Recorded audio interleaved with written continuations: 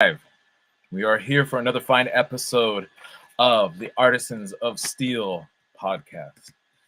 Thank you, everybody, for joining the conversation. We have a very special guest today. He not only is my friend, he is an extremely talented and accomplished and multifaceted, and I mean that pun intentionally because not only does he have so many different aspects to his personality and his creativity and his style, but just like even this way he shapes his handles are very multifaceted and very cool. But that is Mr. Don Nguyen. And before we get into that, though, I'm going to give a quick shout out to the super sponsors on the Patreon. If you want to know more about the Patreon, go to, I believe it's patreon.com/Malmasi, and that will get you over to where you can sign up. You can see some of the content that we've created. We have a great community going on there where we have a Discord community or a Discord kind of forum. It's like a big chat room, basically, where people talk and share knowledge and information. And I chime in and help out with wherever I can, answering questions or giving kind of my 2 cents here and there. And then also where I share some of the stuff that I'm working on. And then we have, we have the illuminated individual and the super sponsor levels where you can be part of these live streams. You can be part of the conversation when they are happening live so that, we can kind of have a little bit of a Discord, a back and forth with each other while it's happening. Of course, these podcasts are available publicly wherever after a certain amount of time, but there's nothing like being able to be part of it and ask a question directly, especially to the makers that are in these conversations that I'm talking to are some of the best makers in our world right now.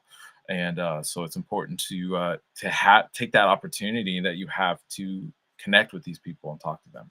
So without further ado, our super sponsors for the month of, what month is it? I think it's April. We got Mr. Michael Poor. He's Red Dragon Forge on Instagram.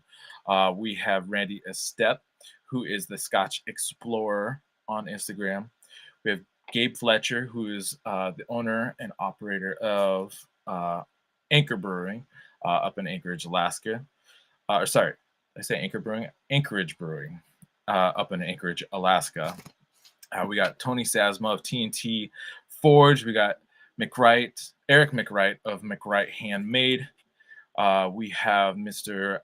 Kari Rakonen of Rocco Knives, who actually is going to be on Forge and Fire just in a few days.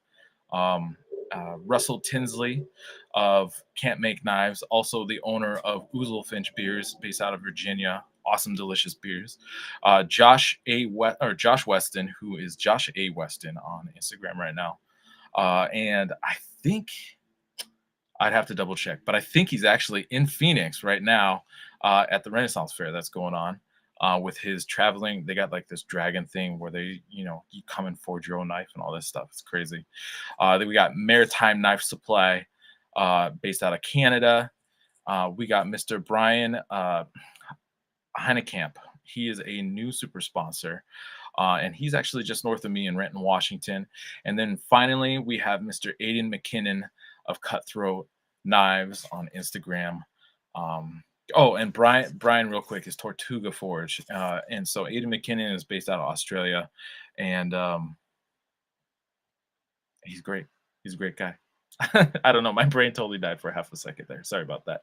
All right. So without further ado, on that note, I'm going to bring in Mr. Don Nguyen. Don, hello. How are you, sir? I'm doing good. It's been a while since we used to get on the phone and chat, more frequently. Why have you stopped loving me? What happened? No, I'm joking. People are busy. There's a lot going on in the world right now. For sure. Yeah.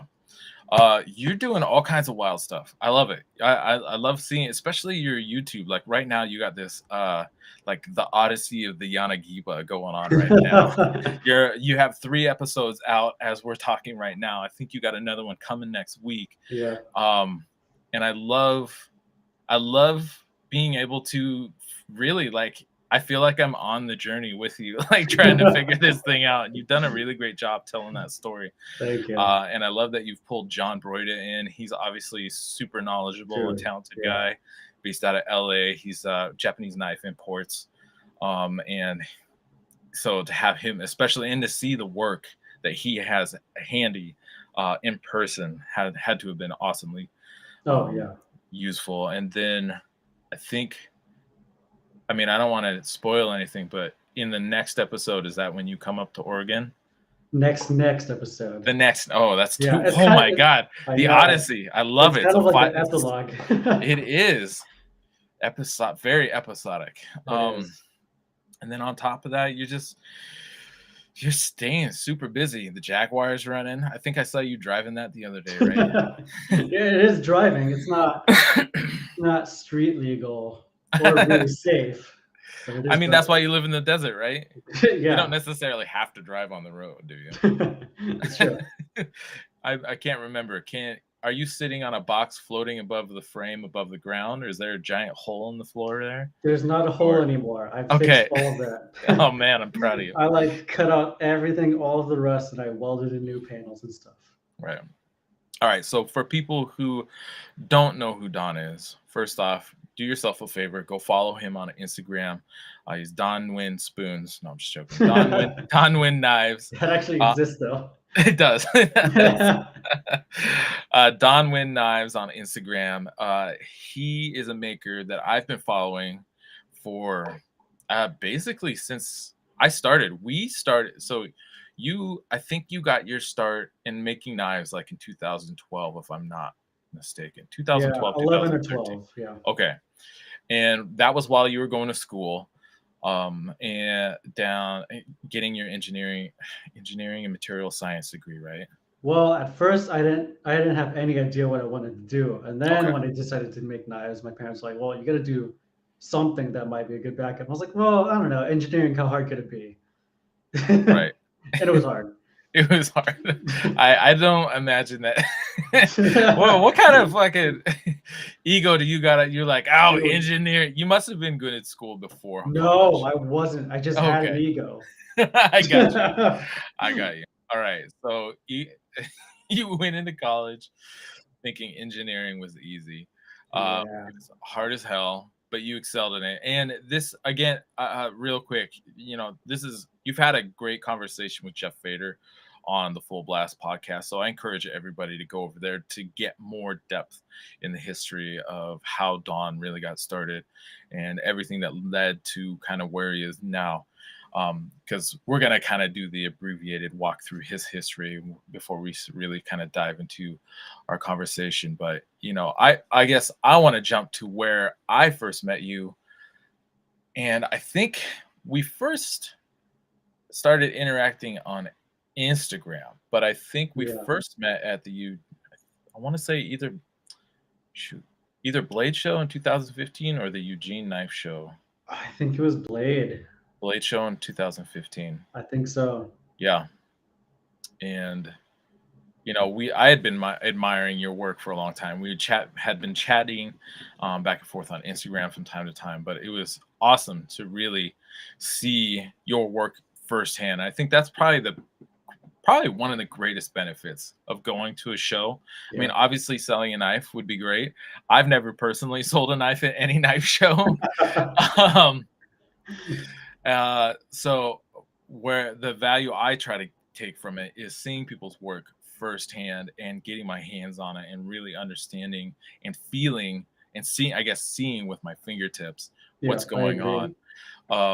And Don is he's one person who because he is such an engineer, he has that engineer background and he's so detail oriented. It's actually very as accomplished as I am, I still am nervous as hell when I hand you one of my knives and you start eyeballing the shit out of it. And I was like, oh my God. But I know if there's anything to say, it's all from a supportive position of wanting to give some good feedback. Your work was awesome too. I was following your stuff for a long time. I appreciate it. And now you hate it. So And yeah, I think ever since then, we just been fucking pals. Yeah. And so, yeah, like I was saying earlier, we used to get on the phone and talk social media or trying to understand like branding and stuff, or talk about different things, Yep. talk about knife making work from time to time. And so part of the reason I want to have you on the podcast is because you are such an accomplished and knowledgeable, and like I said earlier, multifaceted. And I mean multifaceted in the way that like you are not only a knife maker, but you are an engineer. You've built race cars, you're a drummer, you play guitar, like you do all, you're a great cook. So you have all these kind of creative and fabricating backgrounds that I think really lend themselves to your lead passion, which is your knife making. And I just want to learn more about that. And I think what I want this conversation to focus around more than anything is, one thing that I love about your work is it is so distinctive. And it's not just crazy looking and that's why it's distinctive. It's good looking, and that is what, and it is, has a very unique look and aesthetic to it. And I think that's the thing that a lot of folks struggle with in knife making, is trying to kind of establish. I'm going to poke through some pictures here Yeah. while I say this, but establishing kind of like their voice and trying to figure out, what does it mean to see a knife from across the room and say, "Oh, that's not a knife. That's a sheath. That is a knife." But to be able to see something from across the room and say, "Oh, I know that that's a Don Nguyen knife, or I know that's a Marco Malmasi knife, or I know that's a Bill Burke knife, or I know that's a Yella Hasenberg knife, or Jeff Fader." To have that kind of uniqueness. And I'm hopping around here through a bunch of images that just show kind of the variety of styles that you do, but always I feel like there's still like a quintessential element, overall aesthetic to it, that tells me that this is a Don Nguyen knife. Like all of these, I wouldn't. I don't know how I could be able to guess that it was anybody else's knife, or how I would mistake it for somebody else's work. So, I guess my first question to you is, or maybe not the first question, but like I was saying, I think a lot of people struggle with kind of figuring out who they are and what they're trying to do with their knife making. Are they trying to run a business, or are they trying to express themselves personally? Are they trying to make a statement about how, like for me personally, when I got into knife making, I had already been working for a very well-established knife maker, Bob Kramer, for 3 years. But even still, even though like Bob Kramer is like the OG, the godfather of custom chef's knives, I still come from my own background and my own history with cooking and with knives, and my experience with those things, those Yeah. tools, that I still felt like there was another way to approach them. And that's when I started doing like the high centered belly on the handle. Instead of being right in the middle, I pulled it up kind of closer towards like the blade to handle transition when the High bolster. center. That's a good term. High centered. And then or like even the angled bolster, Yeah. and then the S grind, and then just the Damascus in general. Always trying to not only figure out how to distinguish my work and make it stand out, but still keep it practical and functional, because first and foremost, these things are tools that we're building, and they should function first before they look good. Yeah. Looking nice is just kind of a bonus, I think, for me, more than in general. And so, I guess what is kind of your take on developing style? What do you think are some of your influences, or maybe even for like somebody from your own position when you first started, were you really trying to really set yourself apart, or were you limited by your tooling, and then what is like Oh the man. quintessential Don Nguyen shape is just a result of the fucking tools you had on hand, like You what know, is it? sometimes I ask myself that like all the time, and I think to myself, if I didn't develop my like that signature look from the beginning, if I would come upon something else that would also stuck. Because to me, that was kind of an accident. Sure. I was just browsing a bunch of different knife photos, and like I saved like this entire library just as like my own reference, like nobody saw. I just like picked and choose photos, like, oh, I like that, oh, I don't like that, I like these lines, I like how these things interact and stuff like that. So in my head, I kind of knew what I liked and what I disliked. Like I don't know if I could verbalize a lot Sure. of that, but I can tell like by seeing it, I was like, that looks right there, that doesn't look right. Like I see like the flow from a blade going from the front to back and stuff like that. And then when I was first starting, I think I did want to differentiate myself. Like when I was starting, I was like, I want to make this like my full-time thing. I want to make it big. I've kind of flopped with everything else that I've done with life. Like I didn't know what I was going to do. So like this is the one thing I chose for myself, and I wanted to do it right. So of course I wanted to differentiate myself, but I didn't know how. Sure. And so when I was starting, I was just trying to get the function. So learn how to make the blade, learn how to do a profile that works, that feels right, learn how to do the geometry so it cuts well. And then ergonomics, I didn't really think too much about. I saw octagonal handles, I saw D-shaped handles and stuff like that. And I think I was trying to do an octagonal handle, but I was starting with like really thick material. So it ended up being a hexagon instead. And I liked handles that tapered. So I tapered the hexagon, and I was like, oh, this has got a nice triangle going from like the front to the Sure. back. And then I saw some other handles where they're like kind of like a rounded front. I was like, instead of a rounded front, like if you hold your finger out to do like a pinch grip, like it makes this angle. Why not just do like a pointed angle right there? Sure. And that's essentially how it came about. It's just a Right. combination of a bunch of random things that kind of came together really early. And I was like, oh, this looks good. It feels good. It's distinct. I think I Sure. kind of got lucky with that. Right. Yeah. I actually have a picture of your first chef's knife, or first knife. I believe. Hmm. Is that right? So what are we looking at here? Oh, I do see how it was kind of an octagon Yeah, that at the one was back. supposed to be a chef's knife at first. Okay. And then, of course, grinding it, and you're like, oops, I took off too much. Oops, I burnt the edge. Oops, the tip broke. And eventually, I don't know anything about that. I've never done that before in my life. That's yeah. wild. So, yeah, eventually it turned into a paring knife. And it's Right. kind of like a rounded octagon. I was just playing with stuff and was like, well, I don't know. Sure. Let's see what works. So that was that. That was the Right. third knife I made. I don't have a photo of the second one. So Okay. this is where the hexagon plus the pointed front plus that taper came together. So like by my Right. third knife, I had already stumbled upon this shape, which Right. has stuck with me till, oh shit, 11 years now. Yeah, I'm just looking at it now. It looks like the front of the handle. You have a really nice sloping taper now down to the Hmm. blade, but right here it looks like it's squared off pretty. Yeah, it's almost squared. It's got a little bit of angle, but it's definitely not like as tapered Right. as what I currently It's do. just really interesting to see kind of like that evolution of the style and Yeah. your approach. And then there's a Right. much And this closer like version. So that was my fifth knife ever, and I made that one in 2012, and that was like the beginning of my business, the beginning of like kind of like my brand or identity. right. And so when you first, how many knives were you in before you were like, I want to just make knives? That's it. Oh, I hadn't even finished the first one. I haven't even touched knife making. Oh, Like, really? It was before you even started making oh knives. You were yeah, like, yeah, you yeah, just saw all these pictures that you collected and the just different styles and the curves and the lines and all that stuff. You're like, shit, I want to do this. yeah.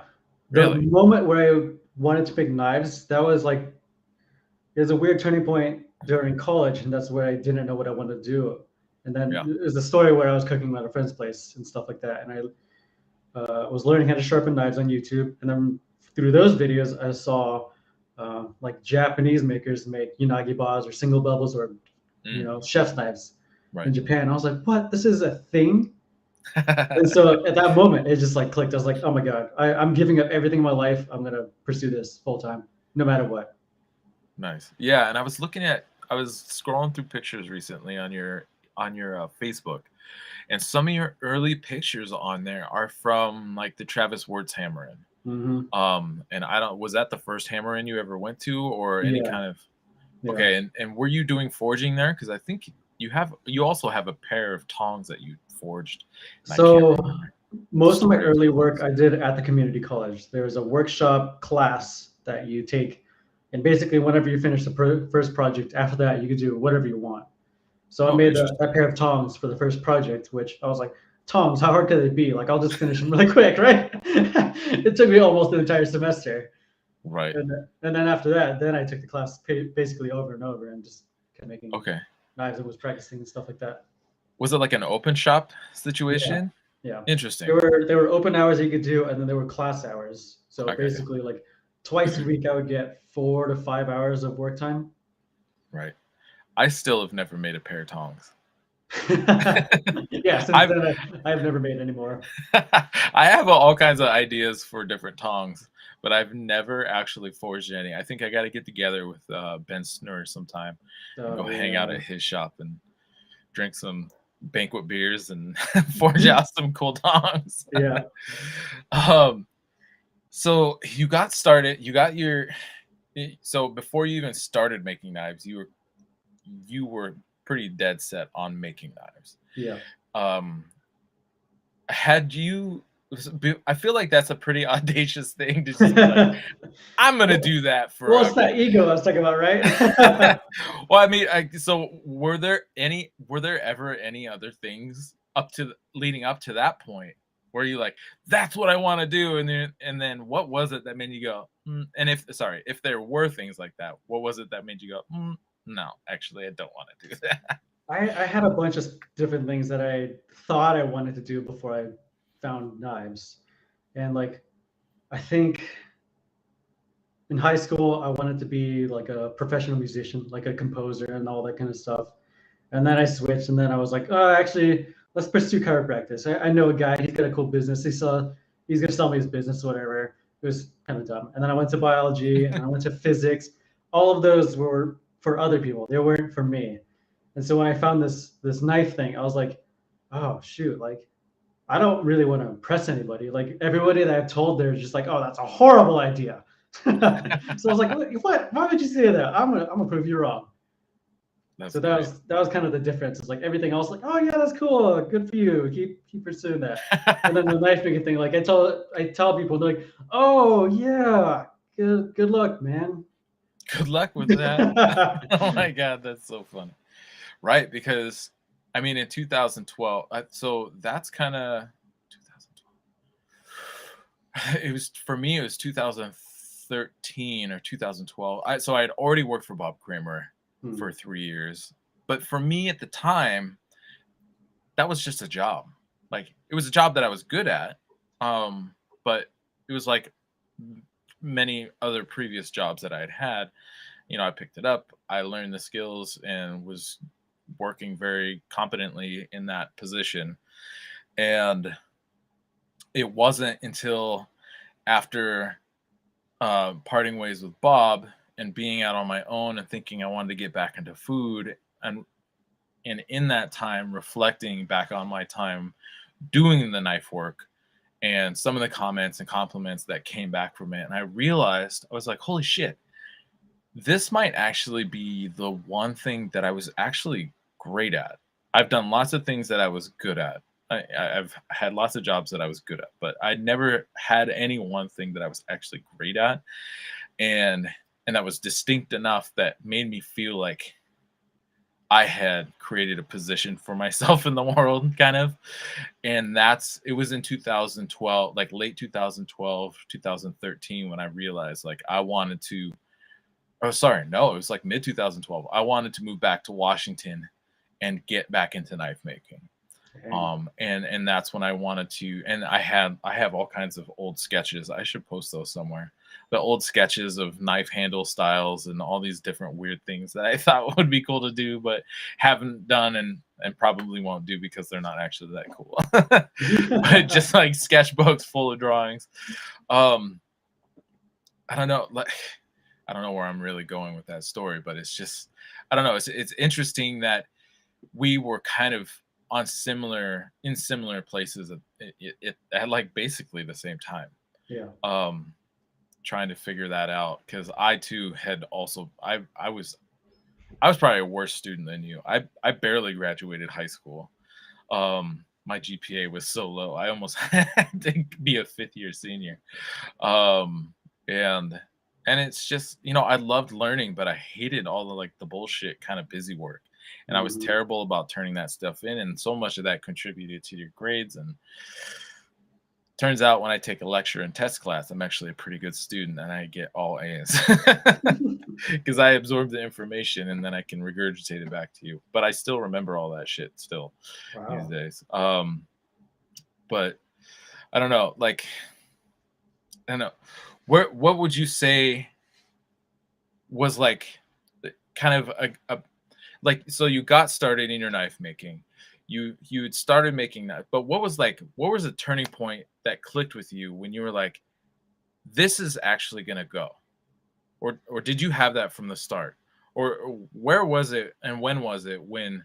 Because for me it was always like, I don't know if this is going to go or not. This could totally take a shit and I'd have to go work at Costco or something tomorrow.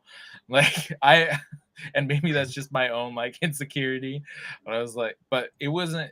It was a while for me, honestly, before I was like, I think this is really gonna stick and this is gonna work. And when, so my question for you is, when did that happen? I don't know if I ever had that moment. Okay. I think for me, discovering the knives and then my ego is just like, yeah, there's no way you could fail. You're just gonna do this and make it work somehow. And I don't know. So that fifth knife that you showed earlier, the Hmm. one that I said was kind of like the beginning of everything. That Yeah. one. Yeah. That one I was making and I was documenting the process on kitchen knife forums. This is like kind of the early Oh, days where like, the modern wave of like online kitchen knives and stuff like that. right. I was documenting the process on that through that forum and people were kind of watching through like my struggles and my learning experiences and like what I was doing wrong or right or whatever. And so, but when I finished it, I was like, does anyone want to buy it? I don't know. And one guy did. And I sold that knife for $165. I was like, oh my God, I made so much money. Like, this is more than I've ever Woo, had. woo. Yeah. And I was Making it like, rain, baby. I know. And I had spent like 200 hours on that thing to that point. But So- that guy he bought it and he was so impressed with it that he passed it around like 20 other people around the Mm. country. And Oh at wow. that moment, I was like, "Oh, these people are giving me really good feedback." Like I know I had this ego back then. I was like, "Oh yeah, whatever. I got this." But like that was the moment where people were like, this handle is pretty radical. You never expect it in photos to like look good and feel good and perform well, but it's very comfortable for how it looks." Yeah, And it that is. moment, I was like, "Oh, I think this could potentially work." Right. And then from there, it was just kind of like gradual traction. Like I learned more, I made better stuff, and then word of mouth kind of spread, and I built an audience from there. And then I was just like, well, what could go wrong? There's nothing that can go wrong, right? Nothing ever. Uh-huh. I think I'm starting to recognize the difference between you and me is that I was always, I'm very insecure, and I'm like, and I need everybody's approval basically, where you're just like, I'm gonna make these fucking knives. Fuck you if you don't like them. I'll find somebody else that wants to buy it. I think it's changed for me now, but back then I was definitely like that. How did you find the kitchen knife forums? Like, did somebody turn you on to those, or did you just like I think I Google just Googled. kitchen knives? Yeah, I was just like kitchen knife, custom, handmade or something, and it probably just popped up. Actually, now that I think about it, I was probably on Blade forums before then. Okay, This is when I was like kind of trying to figure out how to make the knife thing work in general. And I was sure, on Blade forums first and like some other small ones. And then I found kitchen knife forums. right. I got you. And did you? How long was it before? Did you just jump right in and as a vendor and showing like your knife making process and trying to make knives, or were you ever actually a vendor on kitchen knife forums? No, I Or wasn't. I got you. It was the early days when like there were a few vendors. I wasn't one. I was just kind of like a hobbyist. And Right. they didn't even have a hobbyist category back then, I I got you. think. Yeah, I remember joining kitchen knife forums, and apparently people already knew who I was when I joined, and I joined with like early, into like probably within the first year, and first year of me working on knives on my own. And the first thing that you get, like when you join, there's an automatic reply says, "Welcome, do a what such and such post and introduce yourself." And so I was like, okay. And so I was like, I'm Arakama Masi. I've been making knives, blah blah blah. And I got like banned from the site like instantly because I wasn't a vendor, and because I Oh, wasn't a paying vendor, yeah, I wasn't allowed to advertise my work. yeah. And so they banned me like for 3 months, like immediately, and I wasn't able to post or do Oh, anything. That was oh, hilarious. And those are interesting days. they didn't do a good job making it clear that that was how that was supposed to work. It went through But a lot of transformations. they have, and there's still forums around. Yeah. And I won't be surprised to see them come back. But Instagram has definitely, even though, what is it? Instagram has been around since like 2000, no, not 2009. I think like 2010 or 11, something like that. Been around for a while, but even before, yeah, before we were making knives, but it wasn't a thing. And then I think I'd seen a few people using Instagram, but it just looked like a photo sharing thing. Mhm. And my wife was actually the ones like, you should be posting pictures on Instagram. And so I started doing it, and then it just kind of started going crazy. And um yeah, it's the whole like becoming a knife maker thing is so different now than it was then, Oh because my God, yeah. I feel like, and it would be actually, I'd be interested to talk to a newer maker to see how their kind of their origin story compares to, you know, makers who and how, even how our story, like to do a roundtable of like Yeah. the first generation of American you know, like custom knife Yeah. makers to like the third one to the fifth one to this, you know, the ones that are around now. um because, you know, and I think it's hilarious because everybody wants to poo poo on stuff, but it's just like, it's just the how the time has changed, you know. You Yep. know, it's like if a swordsmith from like, you know, the 1700s was shitting on somebody for using a grinding machine at 2x72, it would be like, why would I want to use a draw file, bro? um but okay, so I'm trying to catch up to where we're at. All right, so you start doing things on the forums. You had somebody. Can you share who it was that was passing that knife around, or it's okay if you won't? His name was Rick. Rick. Oh, Off the okay. top of my head, I'm trying to remember his last name. It's okay if you don't know his last name. Yeah.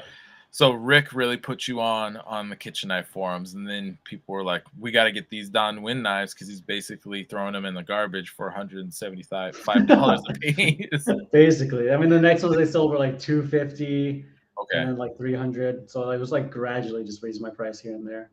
And over what kind of time period? Let's see. The first one was 165, and then the next two were like probably a couple months after that, and those I sold for like 225, 250 ish. And then within the span of 1 year, I was probably around like $350. Okay.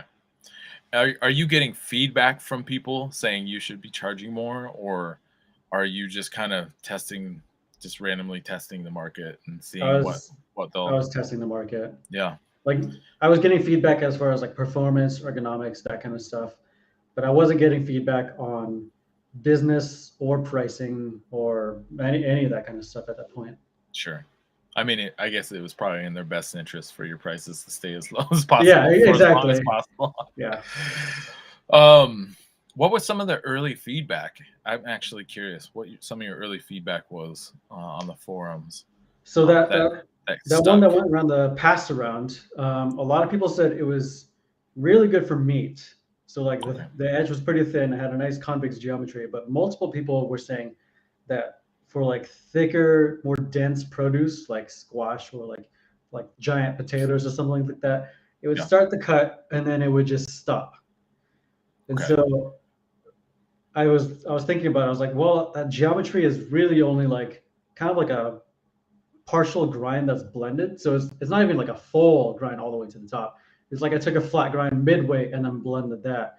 Whereas really, Okay. it should at least have more a gentle curve going down from the spine to the edge. Whereas it was a little bit too abrupt.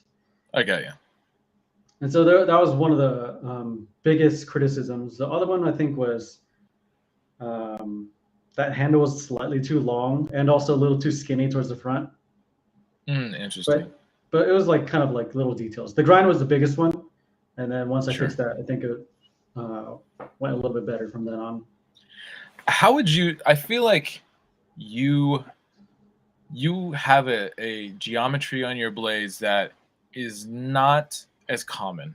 I feel like a question that comes up on the Knife Talk podcast constantly is like, how thin should it be at the spine? And I'm like, are you cutting with the spine of the knife or the edge of the knife? Right. And I always use you as an example because your knives have a tendency, especially where the spine meets the handle, to be quite a bit thicker than I think most knives are. But I've used your knives and I fucking love the way they cut. And so it's obviously the thickness at the spine there isn't affecting how it's performing. And so I'm curious how you ultimately ended up deciding on the geometry that you have that you would, you're using now. It went through Or progression. I was just going to ask if there was like an evolution and what that might have looked like. I think the ones that I started with were about medium, so like probably like 1/8 inch thick, Okay.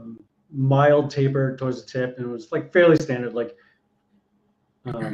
just a smooth convex all the way up. I think, or at least what I remember. And then there was a turning point where I was invited to like a knife party in Minneapolis from one Gathering. of the it was a little party gathering Yeah. from one of the members of Kitchen Knife Forums, and he was like, "Hey, I'll fly you out, bring a couple knives if you want, hang out at my place. We're gonna eat a lot of good food, drink a lot, and just hang out with knives." I was like, "That sounds cool. I'll go." Yeah. And they had great. they had like $100,000 worth of knives just like sprawled across the house, just like every table you could think of. There were just knives there, like Japanese knives, customs. There were some OGs. There's some like Bob Kramers. There's some Bill Burks. Sure.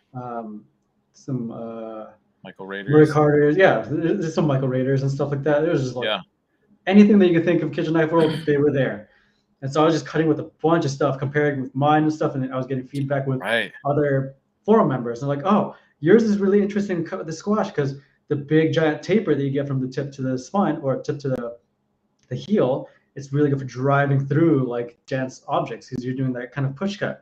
And then they would compare like the tip action versus others and all this other kind of stuff. And there's one knife there that I remember.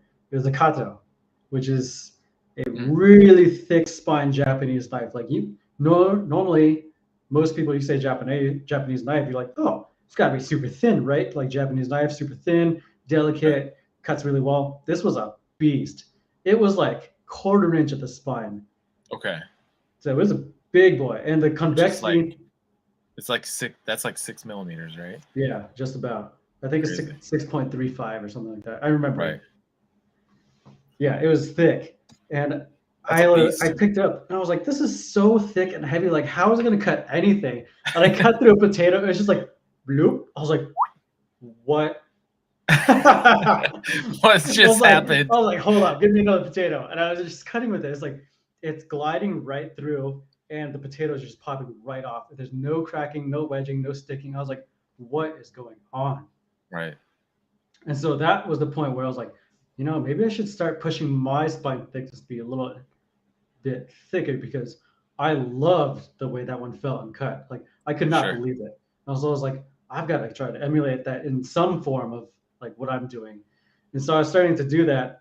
And for a lot of the knives, I was pushing like 1/4 inch at the spine just with a dramatic taper towards the tip. And it was working pretty well. And then there was a certain point where I was reflecting back and I was like, you know what? It's kind of a novelty. It's a workhorse for sure. But for a general everyday purpose chef's knife for most kitchens, it's too much. And so I pushed it back just a little bit.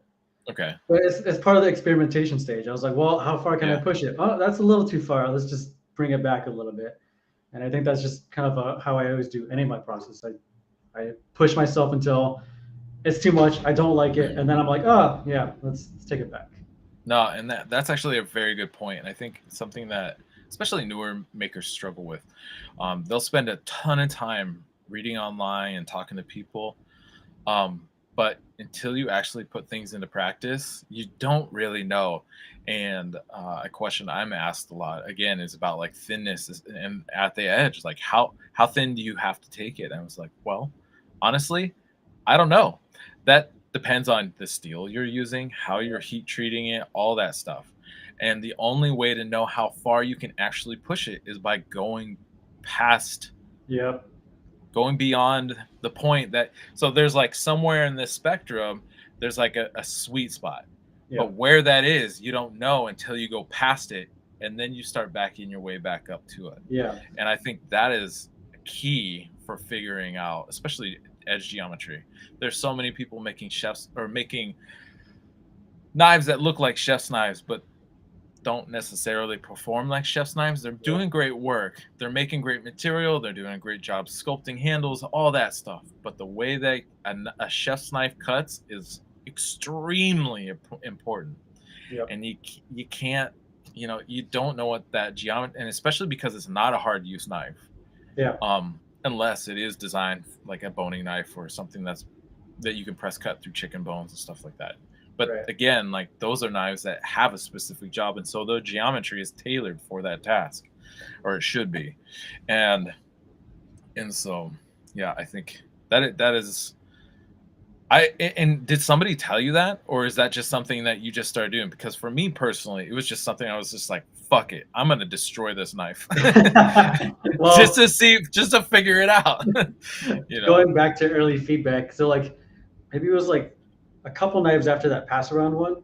I Yeah. sold one to a guy. He was my friend for a long time after that. He sadly passed away, but he gave me some really good feedback on it. And he was like, this one cuts really well, but it's too delicate. Like I'm scared to use it because the edge is like when you do that thumbnail test to like kind of flex the edge, it flexed a lot. I was like, oh well, wow. it cuts like a mofo, right? But then when you use it, when you hold it, like it flexed, like the tip was super flimsy and stuff. Yeah. And he was like, cuts amazing. It doesn't inspire confidence. I was like, all right, Interesting. good to know. Yeah. For a while, especially when I was doing the S grind, I was taking the knives and chasing that S grind because it was still new to me. Like I was chasing it and accidentally making blades way too thin, like a full on like a 240 or 220 chef's knife Gyudo is like a 16th of an inch in front of the integral bolster, and so that thing is flops and flips all over the place. It's amazing what happens once you get below about 60 thousandths of an inch. That knife starts getting whippy as all hell. And so I have one that's just laying on a bench that I was like, whoops. It'll be great for somebody somewhere or a gift for somebody who loves filleting fish, but that is not a chef's knife. Yeah. And I think, yeah, inspiring confidence, because that's another thing to take into consideration. Like you were just saying, it's not also like, you can get it foil thin that'll cut like crazy, but if somebody's afraid that they're going to damage their knife, because ultimately the knife needs to suit the user. Yeah. And if that user is not confident in using that knife, that they're going to break it, ruin it, or something, because especially not only because it's handmade, but because they probably spent a good amount of money on it, that knife's just going to end up sitting on the shelf, and that's no fun for anybody. Not for the owner. For me as a maker, I want my knives to be used, and not good for me as a maker. So, yeah, that whole evolution that journey and figuring that out. But yeah, my journey was very, let's fucking break this thing and see what happens. And so I would do ridiculous shit that nobody should ever do to a knife. Like I chopped into antler, like old ass dry antler with like a Sujihiki, just to see what happened. And based on the geometry and the heat treat, I could pull it back to about 20 thousandths, and nothing happened to that knife, which is amazing that you can chop into antler based on that steel and that heat treat and have a 20 thousandths thick edge and have no deformation. Because I Yeah. feel like more people are probably erring closer to, maybe 30, 40 thousandths before sharpening at the edge, Right. but you just don't know that until you do it. Right. Right. Um, so you're doing the forums are going well for you. What's and you're going to school at the same time, or is this after school, after This is you're done during with school. college? This is during So college. this is Yeah. all happening while you're still in college, getting your engineering and material science and building race cars and shit like that, which is super cool and fun. And then you graduate college. What point are you at in your knife making? Are you at a crossroads in a way? Because you graduated Kind college. of. Yeah. Yeah.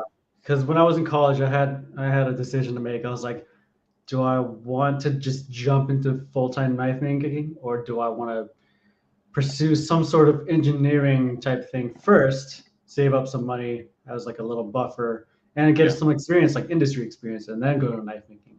Yeah. And I was like, well, I want to make knives full time, but also like getting a motorsport job, like engineering race cars would be dope as hell. Right. And I decided to just jump into full time knife making right after that. So like I graduated college and went straight to full time knife making. I was like, oh, I know how to make a knife. This should be easy. Like, what's the hardest thing about it? And then it ended up being so hard. I was like, oh my god, this is insane. It was a What wake up. part of what part was unexpectedly difficult or challenging? Was it the customer service? Was it kind No, of it like was the me. back end administrative stuff? Oh, it was you. Yeah, yeah. Just I So see. yeah, I You mean, and your highly detailed eye was probably taking things no, it was slow or it was it was and taking like, your so when I was in college, I had a direction to take, right? You got okay. to finish your classes, you got to get good grades, you have your schedule that you have to maintain and you have to go to and all that kind of stuff. Yeah. And you have a goal. Like when I graduated, it was like full time knife making. That's my goal, right? And then when I graduated and it became a reality, I was like, all right, now what? Now what? And I didn't have a direct path to take, and I didn't have a Interesting. schedule. I didn't have structure. I didn't have any of these like habits or routines or anything like that. And I was just like, all right, what do I do? Monday, let's go. Let's do something. And then I would get lazy and I would get like lax. I'd frig off, do fun things, and Racing I around mountains. yeah, something like that. I was just very unorganized, unproductive, unmotivated, actually, and a bunch of other like things that I've never encountered before. Like I ran into like a huge problem with anxiety and stuff because I was like, well, Sure. before I had all this direction that I had to stick to, or else like I would fail out of college, right? Right. Now, day to day, I could just not work, and there would be no immediate consequence for that. Or I could go on a direction, hope that it works the best that I think it will, and that it doesn't pan out. I'm like, all right, I'm out 2 months worth of work. I don't have income. Now what? Right. And so it was a huge mental problem, and I had no support that I've built for myself. Whereas like school is kind of like your support. Like you have your classes, your Right. The schedule. structure is built into the Exactly. culture. And Yeah. then when I went full time in knife making, I had no structure. I had no habits. I had no discipline. I had to learn all that stuff myself. First, I had to realize that I had a problem because at first I was like, That is the oh, key. exactly. I was like, well, what do I need to do to become a full time knife maker? It doesn't seem that hard, right? And then when things aren't working, I don't realize what's wrong at first. I'm like, things aren't working, but I don't know why. I'm not making money. I'm not being productive, and I don't know exactly what are the four things that I need to do right now to make it happen. And so I had to build basically a routine. I had to build some Right. structure into my life. I had to build, um, like a long-term strategy and work Right. towards that. And I had no idea how to do any of that. Like even during college, I was a horrible student because I didn't have that kind of stuff. I was just like motivation, power, just push through. So that was the Right. difficult part for me. So yeah. So school already had a structure. You just had to plug in and play. But Hmm. then you had to turn around on your own after you decided that you actually are going to do the knife thing full time after college. And college ended for you in 2016, Yeah, 17. 2016. I'm just going off of my own memory of our I don't even friendship. remember either. I'm like, when was that? And so you have to build your own kind of scaffolding and structure from the ground up. Yeah. What was the hardest thing for you? I mean, I know for me, you know, even my own personal motivation and drive struggle a lot. And so, um, and so when you're building your own structure, your own organizational system for yourself, what have you found that has helped you the most or kind of had like the greatest returns?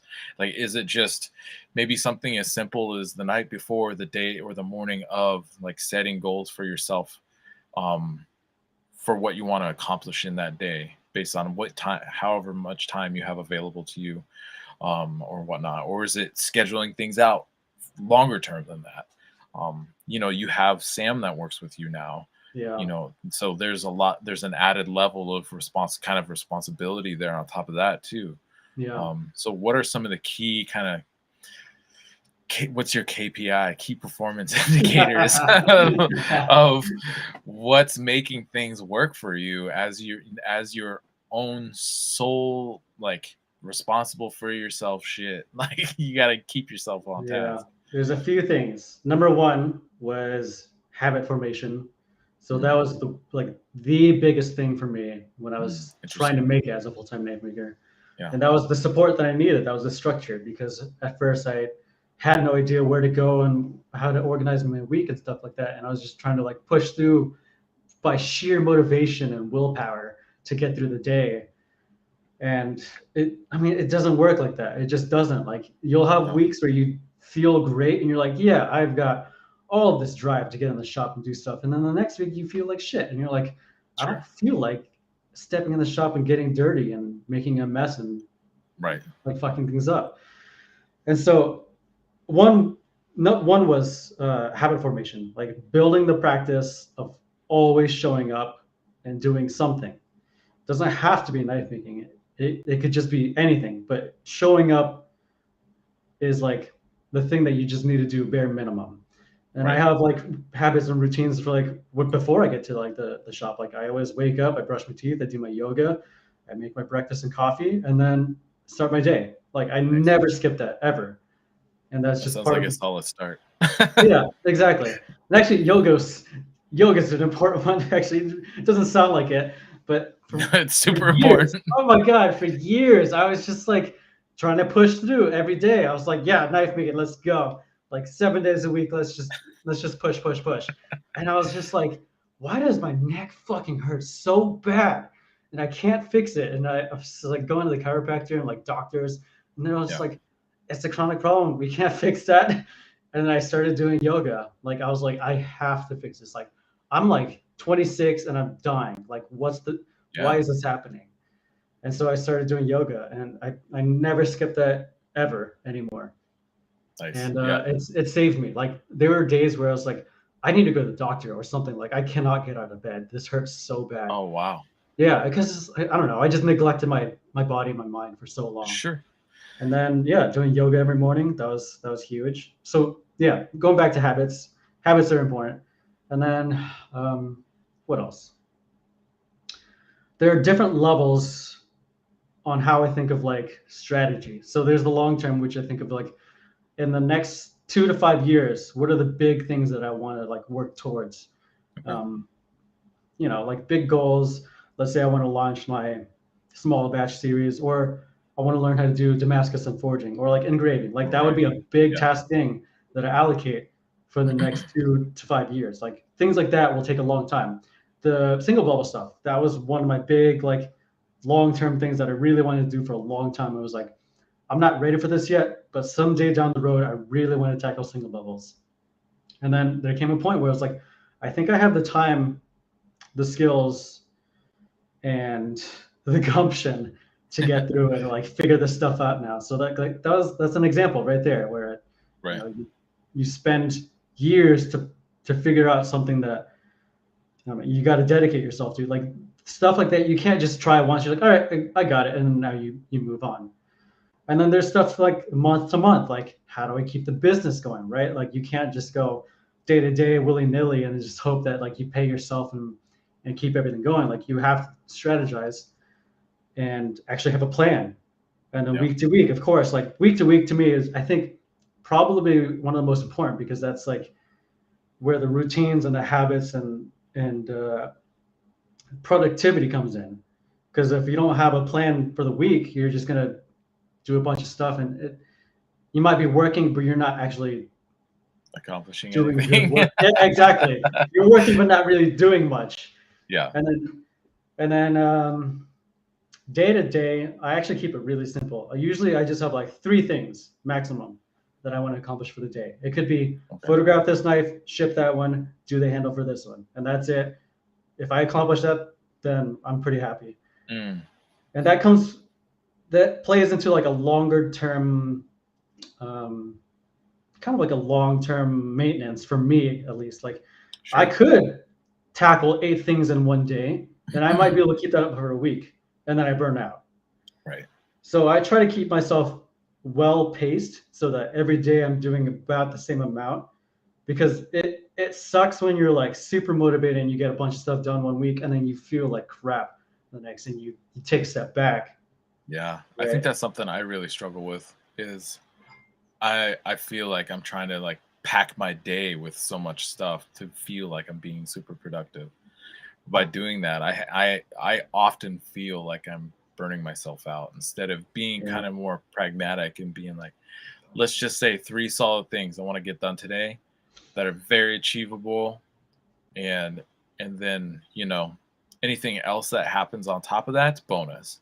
Yeah. But that way you can end the day feeling accomplished, which is something I really struggle with, honestly, often. Like ending the day, and I very rarely come home and be like, yeah, I fucking kicked today's ass. Most days I'm just like, ugh, I fucking suck. So I love that. And I've read some books that are like that talk about like the what is it?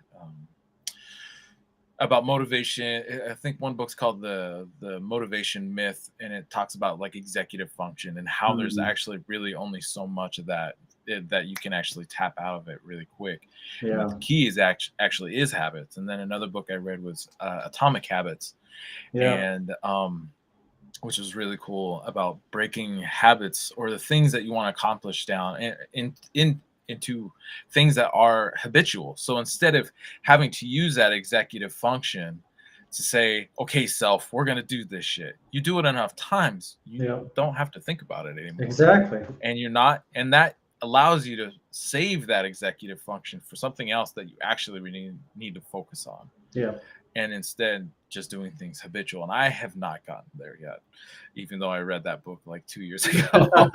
And that comes back to my own self-discipline. And I think Yeah. again, instead of instead of trying to use that executive function, I need to do more work to create those habits so that it's an unconscious thing that works in a positive way to help just better set me up for the Yeah. day in I mean, general. I talk about that kind of stuff all the time too, but I'm a I slack into that stuff all the time. Like I'm like, oh yeah, build your habits and stuff, all this stuff, and I have all these bad habits, and I tell people not to do. I'm like, oh yeah, I'm addicted to social media. I whatever, and it eats into the productivity for the day. Like you just notice yourself just scrolling and scrolling and scrolling, and you're like, well, it's part of the business. Social media, you got to post it. You're just like, no, it's I not. got to see what else is going on, right? I Yeah. got to know what's happening in my genre. Yeah, I find myself going through cycles. I'm like really on top of everything, and then I kind of catch myself slipping. I'm like, all right, time to rebuild these habits. Right, tighten that belt back up. Yeah. Nice. God, there was something you were saying earlier. I should have taken a note. I totally spaced on it now. Um,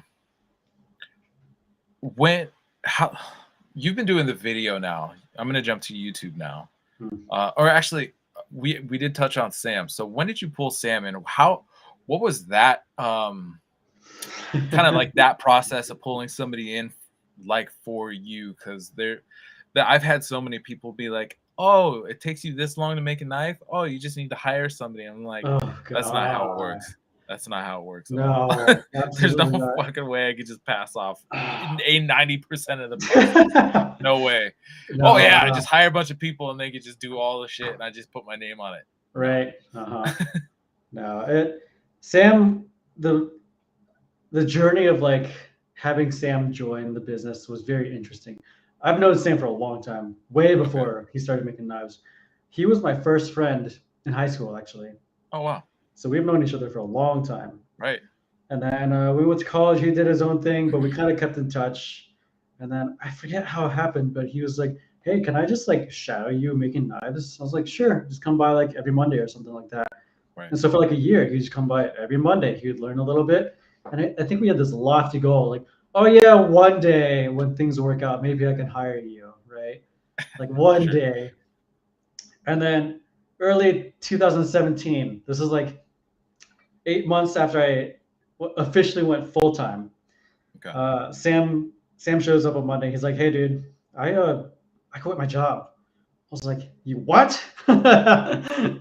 He's like, "Yeah, I hated it too much and I quit it." And in his mind, he's thinking, he's like, "I got to find a new job now, but I'm still gonna go on the Mondays and keep shadowing." And in my mind, I was like, "Shit, do we do this now?" And I decided right then to just hire him and figured out on the way. Oh Like wow. I had barely been making any money. Luckily, I was still at my parents' place, so like they didn't Yeah. have rent. I had the kind of like a buffer to cushion myself and stuff like that. Yeah. And so I was like, let's just hire Sam. Every dollar of revenue is basically going to go to him until we pick up some speed and we learn, and he becomes a little bit more productive. And so I hired him.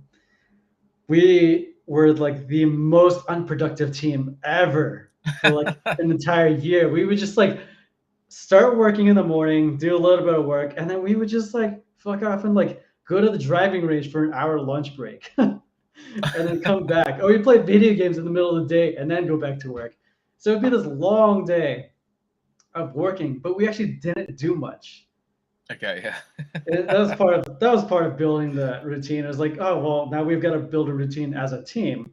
Right. And then also Sam's learning. Like he'd been shadowing me for a long time, but he still wasn't up to speed. So like there was a lot of stuff where I didn't even know how to teach him. Like I didn't even know Sure. really what I was doing. I knew how to do it by feel. I had no idea how to convey it in words. And so like grinding stuff and being able to apply pressure and like knowing where to take off material, it took a long time of just like Sam trying something like, nope, thinner, nope, thinner, up too thin, too thick there, needs off some more off here.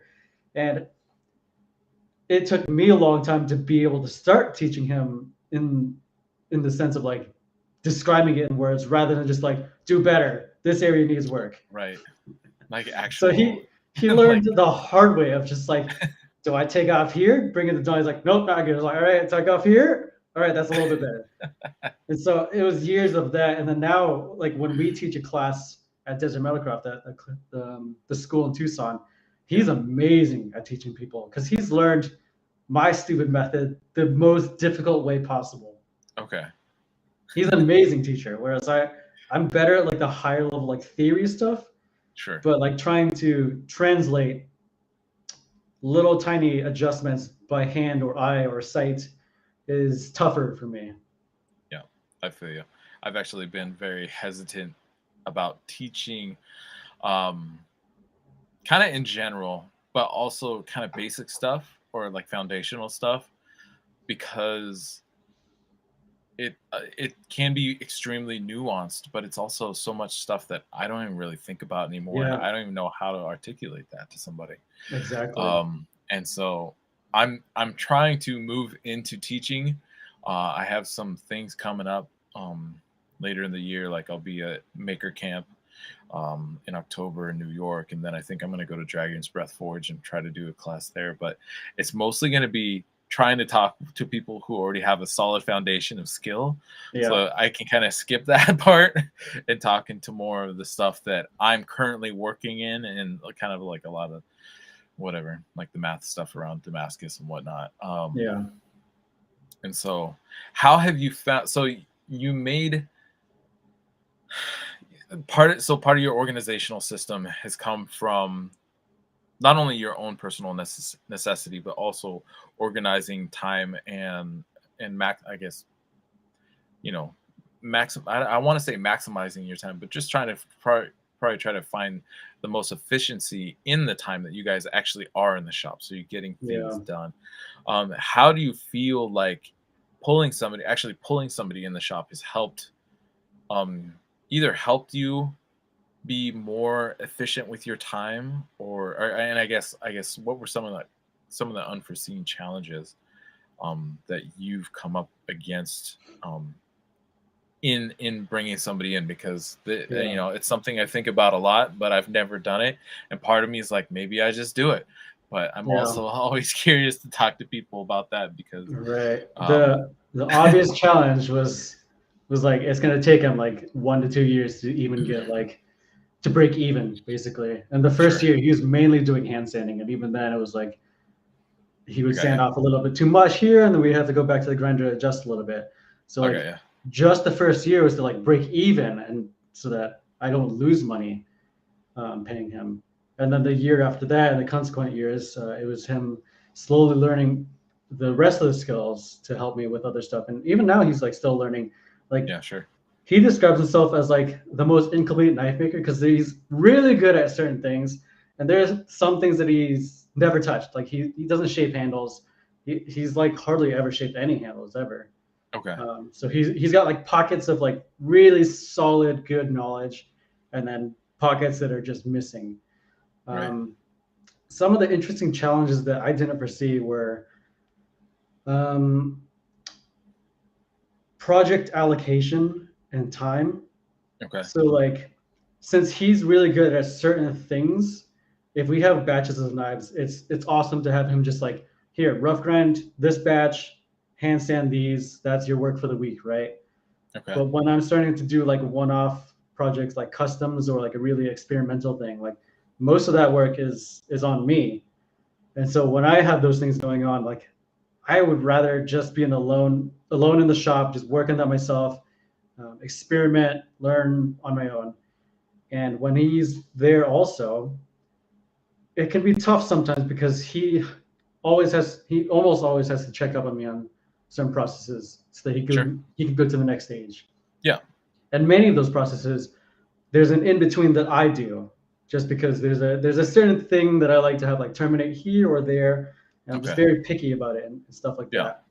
And Right, so because you're ultimately your final eyes on every process and step along the way, exactly. right? And Yeah. so it can be tough balancing those projects if there's multiples of those going on. Like if I'm doing a bunch of single bubbles and he doesn't have much to do, I'm just like, oh great, now I've got to think of like things for him to do, just sleep for 2 hours.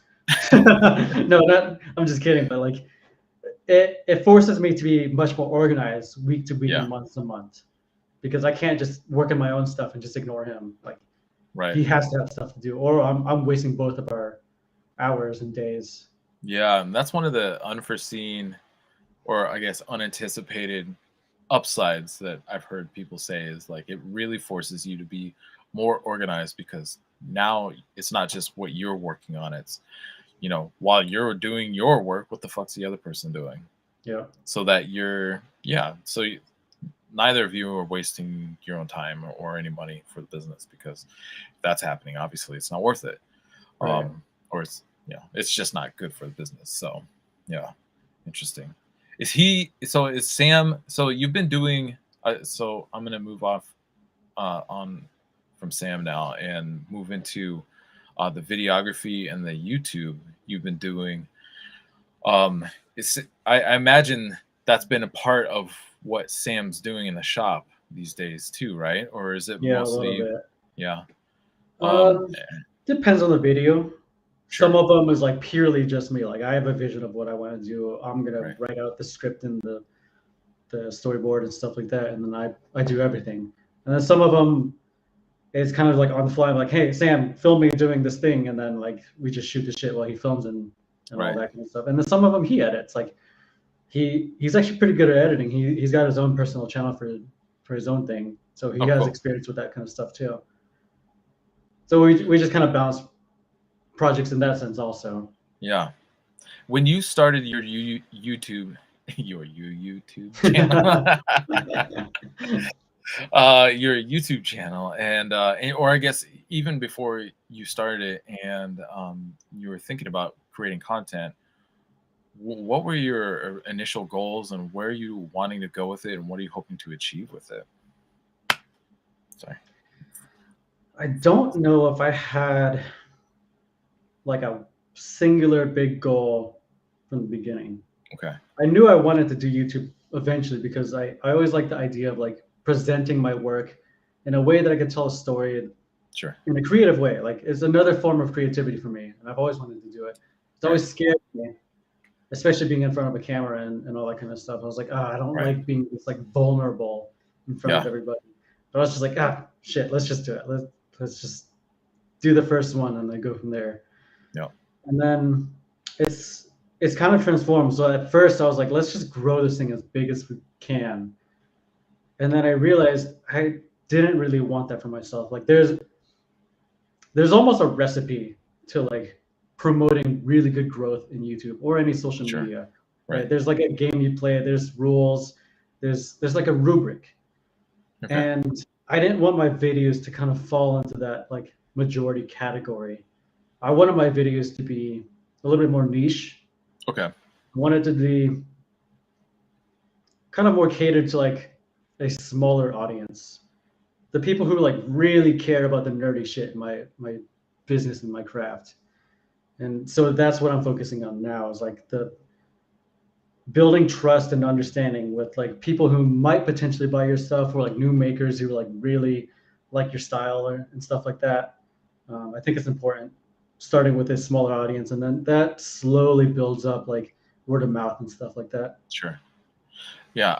I know for a while you and I would talk about like Gary Vaynerchuk and his Mhm. videos and stuff and all the stuff he was talking about. And I think one thing that always still sticks out to me and stands out to me about advice that he's given to various people over his time doing advice and whatnot has been to go, what he says is go very narrow. What he means is niche. And Mhm. I think that's good because if you're too broad and have too broad of appeal, then you're in a pool or an ocean really with thousands or millions of other people creating similar level quality or kind of entertainment value content versus going super deep the way you're doing and super narrow niche. You are starting small, but that's, I think that's the right way to go,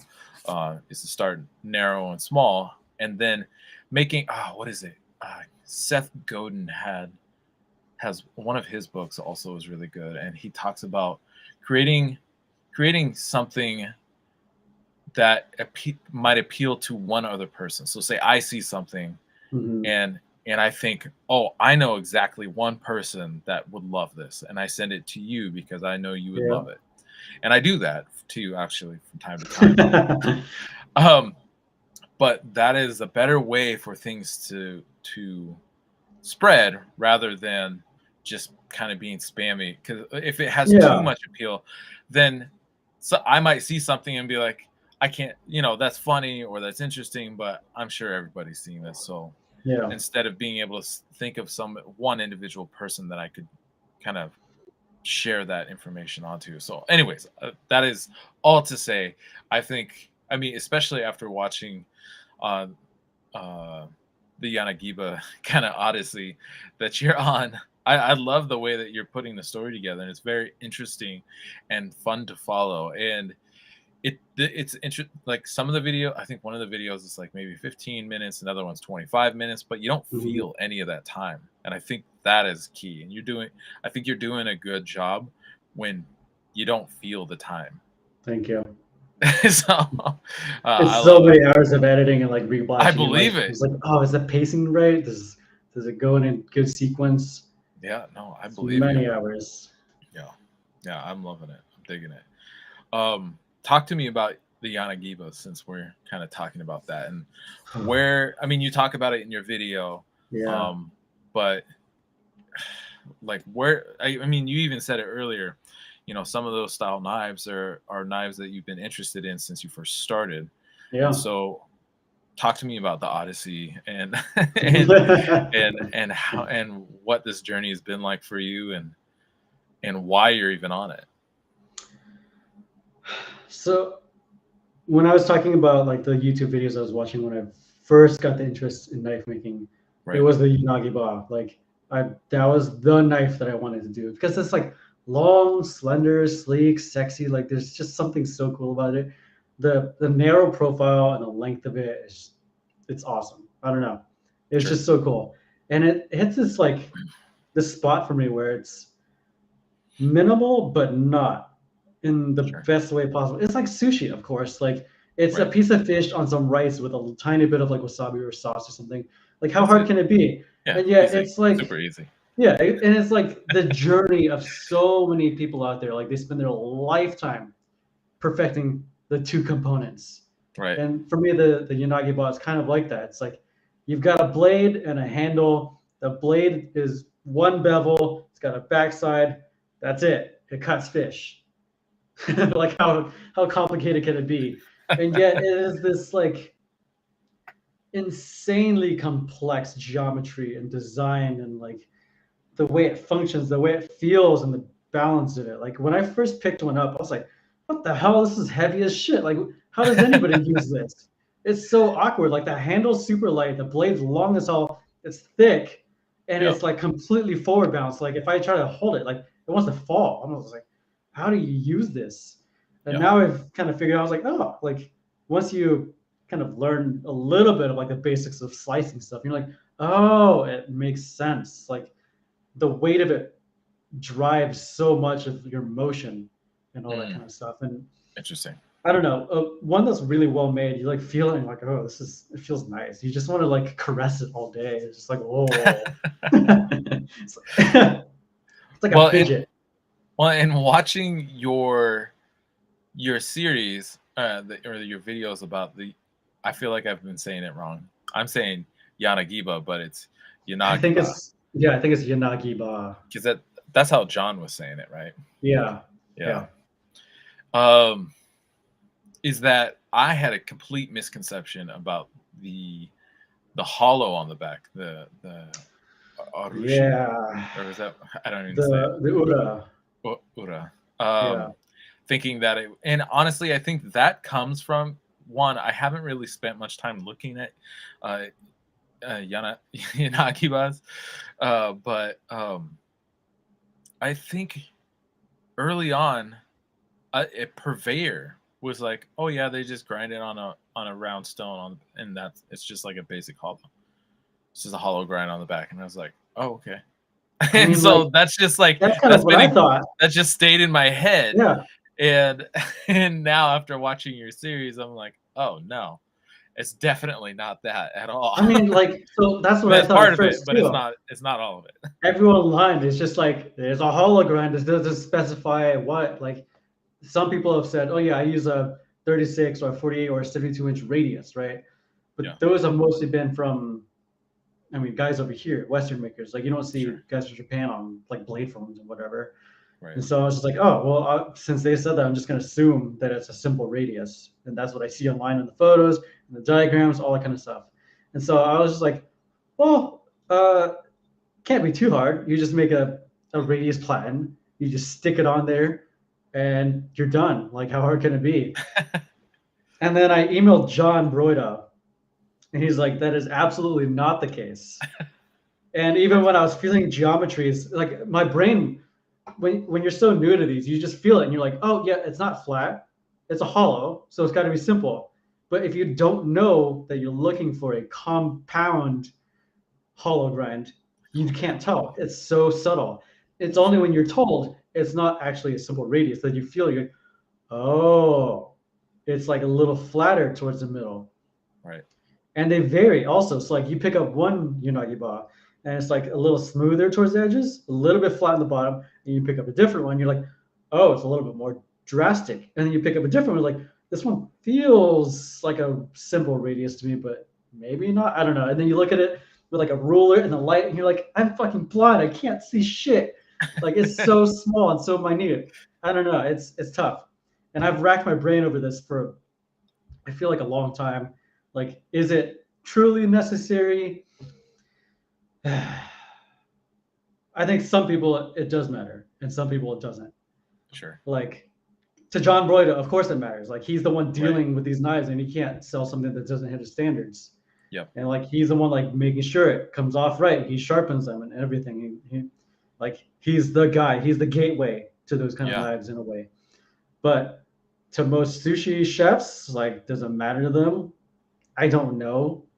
To a Western maker that's making a one-off custom for a sushi chef that might not care, I don't know. Right. It's already hard enough to grind the hollow grind. Yeah. So like adding another layer of complexity,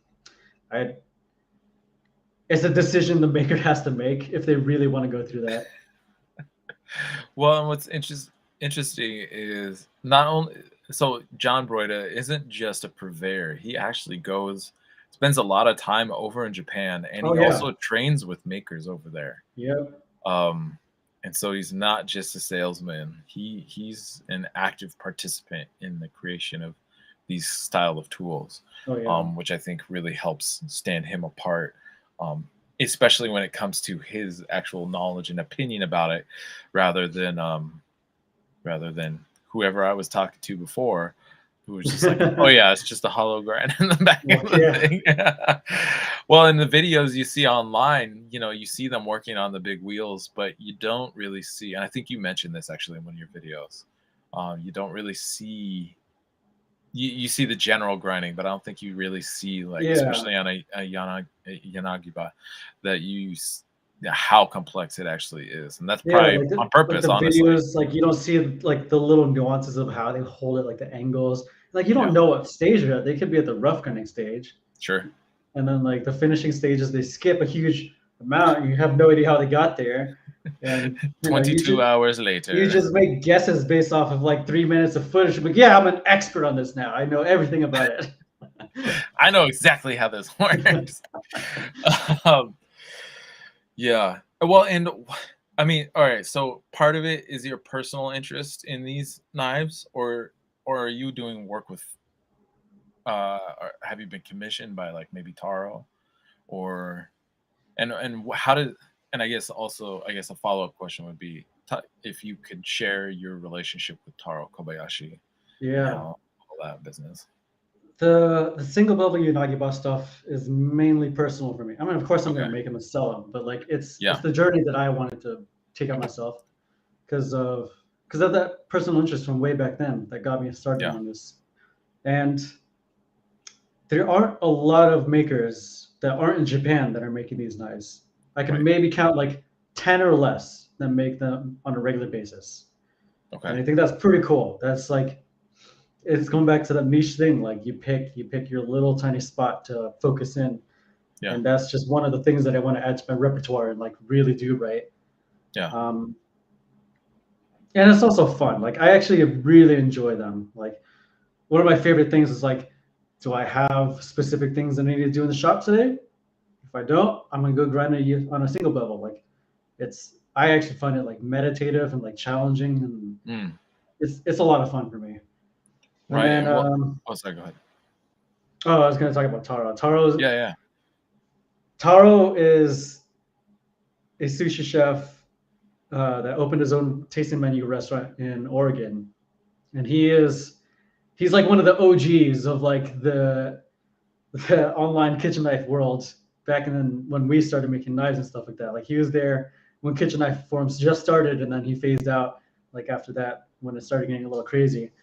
Um, he he is one of the best people with like knife skills that I've ever seen in my life. Like he is so good, and he's such a character too. Yeah. I cannot describe his character. He's just all over the place, but he's yet so like his personality, and then seeing him like cut stuff on a board is night and day.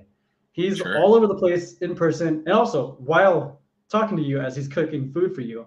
And then when Right. he's cutting food, he's like, hyper focused. Laser. Yeah. Exactly. He's Yeah. so regimented. Like he's almost like a robot. Like his technique is like so regimented, so practiced. He's got a rhythm and everything, and then he's back to chaos again. Sure. It's so funny. It's interesting that he can jump around between kind of the chaos and then yeah, just like that. It's almost like you can feel his level of respect to the skill and the tradition of that craft of sushi making. Yeah. Um, Yeah. the second, the second he stops talking and then he just starts cutting, he's just so focused in. It's nuts. I mean, do you remember at Blade West when like he was like the kind of judge thing for that competition? Oh And there's yeah, yeah. a lot of people were just like, "What is this dude doing here?" Like nobody knew who he was, and he's just talking. I mean, he wasn't talking shit, but he's like giving them feedback on like Right. judge criteria and like technique and stuff. And Yeah. no, a lot of people were just like, "Whatever." He's just some rando. And then he picked up the knife and started like going through the motions, and everyone's just like, they're just like, "Whoa, where did this guy come from?" That's Taro. Yeah. That's who he is, and Right. he's like one of my best friends ever. He's Yeah. so funny, so passionate about what he does, and he's into cars. So He is into cars for sure. yeah, Yeah, he's a great guy. He's from honestly, I mean, it was because of him that I got into trying to figure out this whole S grind thing. really. I don't even know. I know it was Shigefsa, or sometimes known as Shigefusa, who I don't know if it's intentional or not, but they have kind of a hollow in the middle of their blades, in their Interesting. Western style blades, and so he was talking to me and Ian Rogers kind of at the same time about the idea of like nobody's doing this in the United States. You guys should figure this out. So I was just like, all right, fuck it, let's try it. And I started doing it, and I really under my own experimentation was like, was there even anything to it? And I felt like there really was, and I feel like there definitely is, and it's been wild to watch how so many people have started adopting it in Oh my god. their own Yeah. way, and it's become a thing, and so much to a point where like people talk shit on it, like S grind's bullshit, and like I mean, yeah, that's like me and Sam. Well, not me, but like Sam is kind of a he's not a critic. He's hesitant on it. on the S grind. Yeah. Yeah, it's I don't I think the flaw in some people's conversations about the S grind is talking it as like the end all be all, and I Yeah. think that is the mistake. It is not the end all be all. I think Yeah. the key for any good maker is to have the flexibility and the skill to be able to do an S grind if they want, or to do a hollow grind, or to do a full convex or a flat grind, to have that flexibility and the skills to jump around based on either maybe what a customer wants or what a style of knife demands. Yeah. I don't feel like an S grind is the end all be all. I love it because, especially when I first started doing it, it was a great way for my work to stand apart from other people's work. Mhm. And nowadays, it's just become like ingrained, and so it's really easy for me to grind an S grind. Yeah. And so I just do it, and I don't feel it doesn't take anything away. At least the way I'm approaching the S grind, it doesn't take anything away from the long-term use of the tool over time and over the life of the knife, and because it's not taking away from that or the performance of Yeah. how it cuts. If anything, it helps with the performance. In especially not necessarily, food release used to be a thing people were chasing They're nonstop. still chasing it. People are still chasing it, and the reality is like coming from a production background in cooking and in restaurants, nobody gives a fuck about food release. What's important is that the knife takes and holds a good edge, and that the reduction of friction in the actual cut is key. And that S grind, the real benefit of the S grind is how it reduces engagement basically with the surface of Yeah. the knife and helps the knife glide through the food. But Yeah. again, it ultimately comes down to people's personal preferences. Some people like it, some people hate it. Yeah. Whatever. If you're a knife maker who wants to be able to make all kinds of knives for people. You should be able to tailor the way that you are grinding a blade to how somebody wants to use it. Yeah. I just see too many people, they're like, oh, ask grind end all BR, I'm just gonna use it. And then they use it as a crutch. Like they don't understand the fundamentals of like what actually makes a grind cut well. Sure. So they're just like, I'm just gonna grind this full flat and then stick this gigantic S grind in there. And they're like, oh yeah, now it's like the best cutter ever. And I'm like, I've handled a lot of S grind knives that actually don't cut that well. Sure. And it's just the trend that I see going crazy. Yeah. I think it'll be a thing that always has a place. I do think people will stop going so crazy about it, or thinking that it has to be, your knife isn't a good knife unless it has an S grind on it. That's not real. Yeah. It's just like, it's like saying, your knife isn't a good knife unless it's only like, 150 thousandths at the spine. It's Yeah. like, no, sorry, that's not how that works.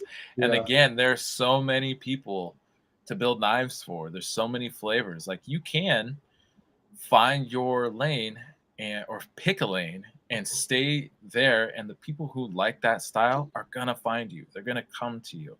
There are Yep. so many people out there that I think people, unfortunately, makers especially, unfortunately, foolishly think that if somebody else is like the new hot thing, that they're going to be taking a piece of taking a piece of my pie. But the reality is, like, there are literally millions of people out there in the world who want to buy custom handmade chef's knives, and nowhere close to all of them have the same preferences.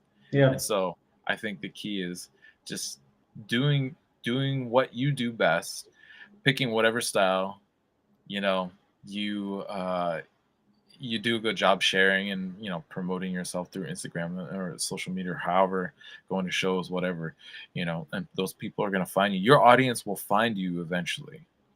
And yeah, I don't know why I started going on that rant. I agree with all of it. fucking people. No, I'm just joking. But it is interesting, I guess. Something I want to come back around to. We talked about style and developing your own voice and your own style. And I feel like it is harder for makers these days to really do work that stands out, because we are very limited with the form of a knife and what you can do to make it a unique shape and form. But people are still doing great stuff. And I think the key is just, like for me, I'm put in, and you are putting, anybody who's sharing photos of their work, or they're showing any of their processes, they're putting information out there that informs other people's and influences potentially their work, whether they really consciously take that in as, oh, I'm really inspired by this, or if it's something they see and then unconsciously use a technique or a style down the way. I don't know how to say this. Like, how I know I've seen people whose work is like a blatant ripoff, or I guess if you want to get defensive, is a ripoff. But I think ultimately, like we said, it's hard to come up with original stuff, especially when you're new. And I think what is it? What's the saying? It's like something to the effect of like, replication is the greatest form of flattery, or something. I almost said fattery. Yeah, that's the one. I think I'm hungry. I need to go get fat real quick. I'll be right back. But flattery. But yeah, I think that's the natural process for most makers, is to kind of see something and replicate it. And when we put stuff out, I think we're doing it to help people, but also with the kind of, at least for me, with the idea that they'll take it and make it their own. They'll, like you had a library of images, but you've never, I can't say never. You're the only one that could say never, but you take all those different influences and then you put it into paper. And you honestly, you're probably taking influences from vehicle, like cars you've seen, lines you've seen on cars, or the shapes of motorcycles, or Oh yeah. architecture, like all kinds of stuff that can influence you, and then putting that into your work. Yeah, I always put that stuff out there hoping that, it helps somebody, but also with the idea that they're not just gonna straight up rip me off. But I'm curious, um what your feelings are from when that kind of stuff happens, and how you handle those situations. When it first started happening to me, I think I was a little frustrated. Sure. I was angry when it happened. I was like, "What in the world? Like, why would they do this?" And like, all that kind of stuff. Yeah. And then it dawned on me. I was like, "Wait a minute! It's like chances are they're only going to do it a couple times, and then they go move on to their own thing, and they're doing it out of like respect. Like they respect what I've done, so they're taking their own little take on it. And then also, it's like it doesn't affect me at all. Sure. Like it really doesn't, unless if like Henkel or Wustov was just like, "Hey, this Don Nguyen design is now ours." Like, it doesn't really affect me. Yeah. Fuck you, hey girls. Don't you do that. Yeah. And in a way, it's actually kind of helped my business over the long run because like anytime that happens, almost always somebody's like, "Hey, that looks like a Don." I'm like, "Oh yeah, Don was a huge inspiration in this." And then people who don't know my work that have seen that, like, "Oh, who's this Don guy?" They go check out my work. I'm like, "Oh, okay, I see." Right. And so, yeah, whenever I see it, it doesn't even bother me anymore. I'm just like, That's good. "Oh, cool, you're doing a good job," and then I move on because ultimately, the design that I see imitated the most was my first one that I came up with. Like that's not the Mm, only one I'll ever have. right. Um, like I You're always feel talking like about the hex, yeah, with the very geometrical, like, yeah. yeah, that's the one that's like kind of imitated the most for Hmm. me. Um, yeah, that I feel like I have plenty more ideas and like if I got stuck on just that one single thing and just like anytime somebody took a little bit of inspiration, like, "Hey, don't do that, blah blah blah," it's wasted effort. Like, why Yeah. would I do that rather than just like Wasted energy. working Sure. towards the next thing that I'm working on? I don't Yeah. know. Yeah, I mean, I'm in a similar boat, and it actually happened like very recently, as in like a few days ago. But yeah, at first I'm like, what the fuck? Like seriously? Like, I put stuff out there and share it, like I said, with the idea that people will see it and maybe take some inspiration or be influenced by it, but not like this thing was like basically a straight up replica of Hmm. my style, my Japanese cowboy style handle. And then I ended up having a conversation with the guy. And what's interesting is the maker has a lot of talent and a lot of skill. He's making his own Damascus, he's forging his own blades. Uh, but there are aspects that are very like things that I kind of innovated on, and especially like Yes, it's the combination of all the different lines and facets that come together. right. Right. And so, but I think the thing, oh, and I think one of the main issues was that he wasn't tagging. And I think for just in general, and I know you and I have talked about this before, but tagging and shouting out in general is a good policy, especially if there's whether there's massive influence or even the most like minuscule influence. Honestly, it's not going to hurt you because one, that maker will likely, if they see the tag, turn around and share it back out and say, or like be like, wow, cool, good job, or some shit like that, right? Mhm. Or um oh shit, I lost my other point. But damn, my brain just totally died on me. But it also offers like a level, like it shows like a level of integrity, Yeah. that you're not trying to just claim like this thing that is very blatantly somebody else's, like kind of like their signature style. Without tagging, you're kind of saying inadvertently that this is mine. I came up with this. And so, oh yeah, the other point was gonna be like the customer probably doesn't, unless it's like a high-end collector who's like, it's really important to them that you're the only one that does this certain style or anything like that. Most customers, like probably 90% of customers, kind of don't actually give a shit about that stuff. So it also isn't going to hurt you to tag somebody or shout somebody out. Like, shout out Don Nguyen for his inspiration in his awesome work. Definitely, you know, has influenced the way I approach my knife making or my handle sculpting or whatever. You know, that's not going to hurt them. Their customer is not going to see, or even if the customer sees that, it doesn't mean anything to them. So, right. I think it comes down to people's, honestly, it just comes down to ego, and which is my ego when I get fucking flared up. And I see that, I'm just like, you motherfucker.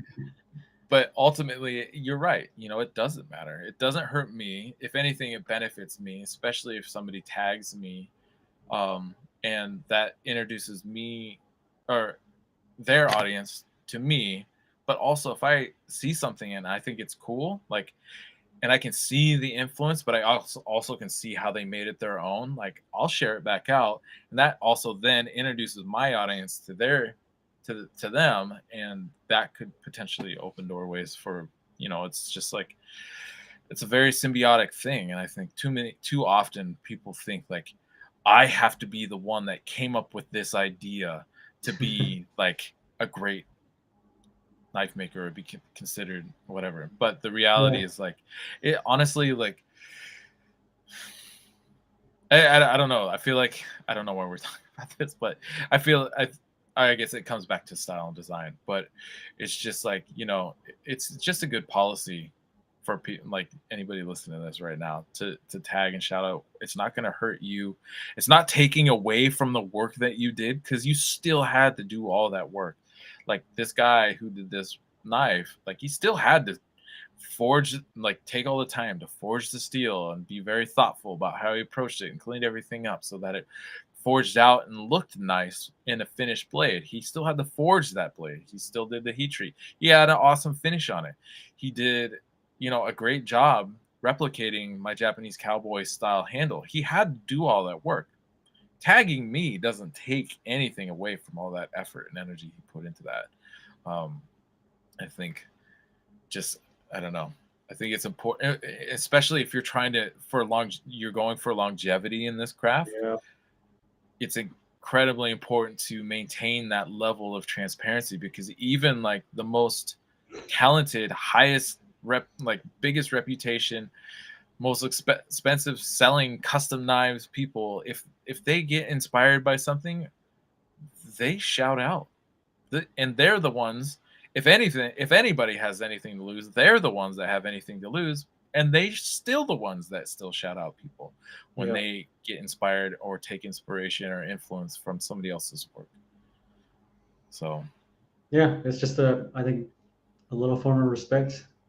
yeah, absolutely, respect. Yeah, and if you, like, again, if you want to be able to make it long term in this industry, I think being transparent and showing that respect is crucial, because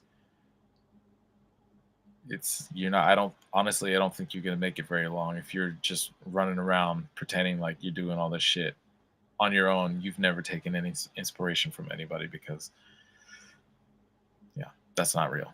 That's just not real, honestly. Sorry. I guess it's still too fresh. I'm feeling very emotional about it right now. No, but I talked to the guy and we got things figured out. And we ended up having a good conversation. So, but yeah, it's interesting how that is, you know, imitation. That I said replication, but imitation is the phrase, or is part of that saying. Is imitation is the greatest form of flattery, and I think it is an important part, especially for newer makers, to develop, even if they've been making knives for 2 or 3 years, for developing their own style. You know, our friend Dan Benninger, he's an astonishingly talented maker for only making knives, honestly, for like 4 years, I think now, and not even full. I mean, I think he only went full time in the last couple of years, and and he's doing some really awesome work. And it's clear that he's been inspired by me or by you and by other makers. But what he's done an awesome job of is maintaining that transparency. And what that does is that garners, for me, that garners trust within me Yeah. and makes me want to put him on and shout him out and share his stuff. Yeah. Exactly. And and so if anything, you're hurting yourself if you don't shout somebody out. It's there's nothing but upside for being transparent in that way and being honest about and he is figuring out his style. He's doing Yeah. a great job. I think it's cool. I like what he's doing. He's making great knives. I agree. But yeah, style, figuring out your own style, developing your own kind of voice in this craft is challenging. It's I really actually tough. I want to pop through some of these images we kind of looked at earlier, and talk about some of these. I'm going to see if I can start maybe at the. So we saw your first knife and the Yeah. octagonal, and then how that started to develop into the more geometrical knife, and then you started doing more. You started doing these Western style knives. Yeah, This was one of the earlier ones, right? Yeah, that was it was a big jump between the first style and then these Western ones. It was a span of a few years actually, Sure. because I had been wanting to do Western style, but I was like, I don't know how to do that yet. Like I'm stuck in this specific style, and I don't think I could directly translate that to a Western style yet. Sure. And so I had gone through like a few experimentations, like if I do these tapers and lines, do they work out well? And the first ones they're just okay. This I think was the third one, maybe fourth that I ever did. Okay. And it was through experimentation. I was just like, well, if we do this front facet right here, then we have a curve that kind of goes up to it, and then the top area kind of intersects diagonally somewhat. It looks pretty good. And so it's just process of iterations on iterations. Yeah. Like whenever I'm making something, generally I notice something mid-process that for the next knife I'll be like, that's a cool idea. I'm going to revisit that. Right. Usually it doesn't really work out for the current knife because I might be too far. Yeah. Yeah. But I'll notice like some interaction between the lines or facets. I'm like, oh, that's cool. I'm gonna log that and try it next time. Yeah. And so that's how most of my designs come out now. Like I usually don't have something in my head where I just like draw down and it's like this is it from start to finish. Yeah. Like it's just gonna be exactly how it is. Usually it's like I fucked something up from the previous one and now I'm gonna fix it. Right. Let's look at this. It's kind of, the image is kind of small, but this is also another Western with some facet action on it. Yeah, really similar to the previous shape. It's a little bit more like pointy. Like the back of the handle is more pointy. It's got a little bit more of a dramatic swell in there. I slimmed down a lot of proportions because I just feel like a little bit slimmer, a little bit pointier is just kind of, I don't know, more aesthetically pleasing for certain knives. Like the previous one was a wide knife, wide tip, K-tip, and so the handle shape worked on that. If I try to, I got you. Yeah, exactly. If I try to put that handle shape on this one, this has got a much bigger taper in the profile of the blade. It's a pointier tip. I don't think it would really work as well. So I kind of look at like the blade and the handle, like the relationship between the two. Right. And how did you decide where you wanted those facets, those various facets to be? I'll go back to it on this handle. Are they just kind of like naturally occurring, or was kind of it's kind of looking at your hand? Yeah, how so your hand felt. It's part aesthetic. So like I kind of like look at it. I'm like, if the facet ends about 2/3 to the front, it looks pretty good. When I'm holding the knife in my hand and I hold it in a pinch grip, I think the facet should end right around here. And that's usually when I wrap my fingers around, that's where the facet ends. Right. And that's where the curve starts. Yeah. But obviously my hand size is different. So like you can't have a shape that like fits your hand so well. And then when you shift like sizes or positions, it feels Right. horrible. So the handle Yeah. should be a little bit transparent. That is the tricky part about handle sculpting, because my hands are unusually large for somebody who's only 5'8", because I have the same size hands as my brother-in-law, who is 6'4". And so that's always been an interesting. But what's interesting is I've always kind of erred on what I would consider the smaller side, even though it's still comfortable to me. Yeah. I've come to understand that my hands are on the larger side of the spectrum, and so I'm trying to meet kind of like that middle third somehow. So I'm kind of appealing to a larger portion of the spectrum, rather than just making a knife for large-handed people and then the little-handed people are fucked, or the vice versa, you know. Yeah. And so I do bring, even though my wife my wife is it she uses knives for cooking, but she doesn't have necessarily like the depth of experience that I have. I still hand it to her and she picks it up and she uses it or holds it and she's like, yeah, that feels good, that feels comfortable. And her hands are definitely smaller than mine. So it's nice to have somebody to kind of bounce that off of. I want to jump over to another faceted Western. This is a Yeah. frame handle. This one was Yeah. actually, this is the one I featured in the calendar, right? I think so. Yeah. I think Yeah. so.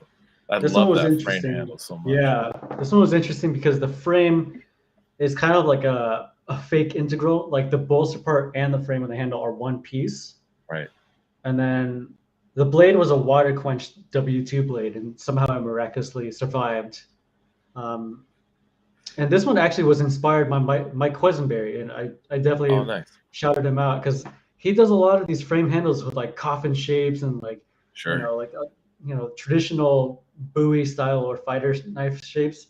And I was like, I Yeah. want to try some of those elements in the kitchen knife. So the 6 pins in the perimeter is kind of something that like I see him doing a lot. Like, obviously, he's doing a lot of like gold domed pins, so they're fancy as hell. Yeah. And, Super and fancy. I didn't want to take it to that kind of level at this stage yet. I got you. So I just did simple pins, but the idea still kind of works for it. And then the integral part was also inspired by him because he does these integrals where they don't have swooping bolsters, like they don't have a radius and whatnot. Like it's cut sharp 90 Yeah, degrees. sharp Like he corners. machines it. It looks as if he took a knife, he fitted a bolster to it, and then that Yeah. was it. And that's what I kind of wanted to go through and achieve with this. Well, and another thing that's unique about this is that you have a museum fit between the scales and the integral frame. Yeah. Another Mike Quisenberry thing. I mean, he's not the only one that does it, but Sure. he's my friend that I know that does it. Right. He does a great job with it, but you did. Yeah. I feel like you did an awesome job with this. Thank you. It took a Yeah. lot of time. Like I remember like late nights with the thing. I was like, why did I do this? It's such a pain in the ass. Right. Well, and did you have, I mean, I feel like this is a style, while somebody might mistakenly look at it and think it looks pretty straightforward, there's actually like you have to do things in a specific order Yes. to Yeah. accomplish it properly, or else you don't get like the museum fit up that you're looking Yeah. for and all that jazz, you know? Yeah. Yeah. There's a lot that you have to kind of shift around. Like you can't just glue everything up and then shape it. Yeah. You have. So what I did on this one was You don't have to give away any secrets if you don't want I to. don't have secrets. All right. Good. The way I approached this was I did the frame first. Yeah. So what did I do? I drew the profile of the frame. I drilled in the holes for where the tang was slotted, and I drilled in the front of it for the tang to actually go into. So the fit up was really tricky. And then to get that squared fit up, I didn't have a mill or anything. So I used a file guide, clamped it, and I just ran that up to the grinder and disc grinder and shaped it by hand. Holy smokes. Okay. And then I used two sacrificial pieces for the scales, and that was to grind the profile of the frame and the front facets for that frame like completely to completion, like finished and everything. Yeah. And then I cut and drill the scales and shape them individually, chasing up to as close as I can, but not all the way to the existing frame. And that's how I got the museum fit. Yeah. So did you? I've heard of people using like Gorilla Tape or something like that as a I buffer zone. I tried it. To I think that works well if you're doing museum fits for like just the bolster to the handle, okay, whereas this was like all the way around. And I don't know, tricky. the tape is like soft and like for me it didn't really work I got visually. you. Like once you sand it to a certain point, like, well, I hit the tape. Do I go? I don't go any further or not or what? Right. Whereas for Crazy. me, I like just being able to see it. I'm like, oh, I've got this much more to take off. Hopefully, I don't fuck it up. Right. And of course, you do mess up a little bit, so you have to take everything else down to that level. A lot of back and forth. Was that fun? Yeah. Let's see. We I do got love that one. yeah, that is an awesome piece. So we Ooh, have yeah, this one. this has more of your traditional or your signature geometrical shaped handle on what is that? Odin's helm, Yeah, Damasteel, Odenheim. Yeah, or Odenheim. Sorry. And it's got a harpoon clip. It's a long. What is that thing? That's probably close to 10 inches, right? it's a 270, which is Oh wow. almost 11 inches. Yeah, almost 11. Yeah, it's a big boy. It's a big one. Love that. Well, in the Yeah, scales, it looks like you have that kind of like those pin action going on, yeah, similar to the last one. But then you also have this special carbon fiber, right? yeah. It's carbon fiber from a guy who I used to get him from this guy that made him in Florida. I don't think he's in business anymore. And I Okay. can't find any more material where he has this shredded carbon fiber with like gold powder in it, like kind of interspaced in the matrix or whatever. Right. Um, it was finicky material to work with because if you didn't get a good batch, it'd be soft and gummy to work with. And I would just be like, I can't work with this. I need a different piece. And then I hopefully see. that one was like a better Kira or something like that. And I've tried material like that through other makers too, and it's kind of the same problem. Some batches are good, some aren't. Interesting. I've never really worked with carbon fiber. Yeah. Carbon fiber in general, if you have good weaves, are great. Well, not great. They're straightforward to work with. This shredded stuff is more finicky because you have more of the resin instead of the fiber itself. I got you. So it's just it can be tricky. And then the idea with this blade was I wanted to make a knife that looked like a fighting knife but was a kitchen knife. And I've been wanting to do that for a long time. And I'm not the first person to do like the raised clip. Like I've seen Greg Sims do it. I think Jason Knight had been doing it, but I wanted to do like my own take, a slightly different profile. Sure. And it was hard to do because the lines were tough to make aesthetically pleasing. A lot of these ones with clips, they just look too lackluster. I don't know. There's something about them that just doesn't look right. Like they don't float right. They look chopped off. I think any knife with clips in general don't look right. But when you try to make a kitchen knife like that, it also makes it trickier. For sure. So like the area leading up to the clip is also rounded so that it functions just like a normal kitchen knife. I got you. So it's still got that comfort. Yep. And so I'm gonna jump now to the sheath that you built for this thing. Yeah, the Sheath is kind of a sci-fi inspired thing. I don't know where I got the idea. Probably some like concept art somewhere online where just like mecha paneling interspaced like in a random pattern. And Yeah. I kind of wanted to do that for the Sheath on this one. And I love the idea.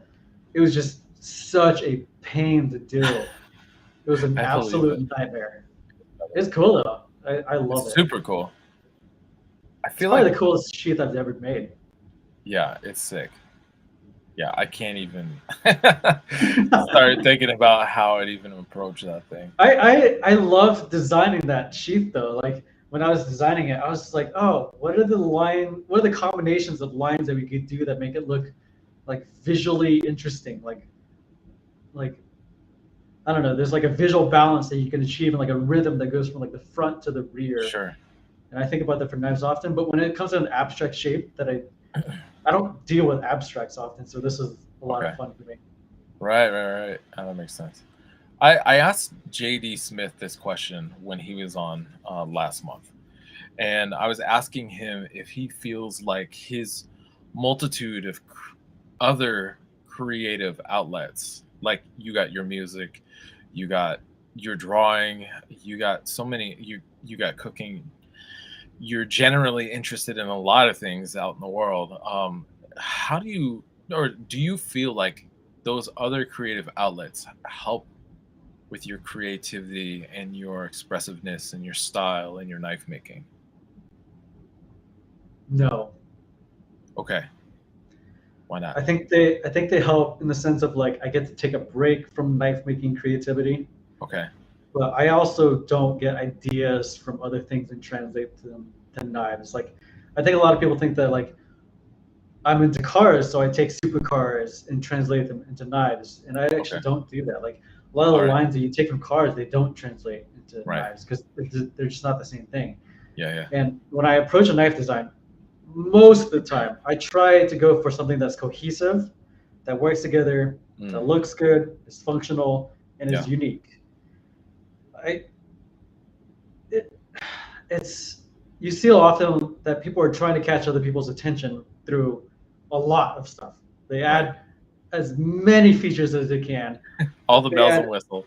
yeah, all the bells and whistles. They add like mosaic Damascus with like gold inlay with like some crazy burl with 48 facets on one side of the handle and like all this other stuff. And it's too much. Like sure, it can be catching if you're scrolling through looking stuff, but I don't think it's memorable.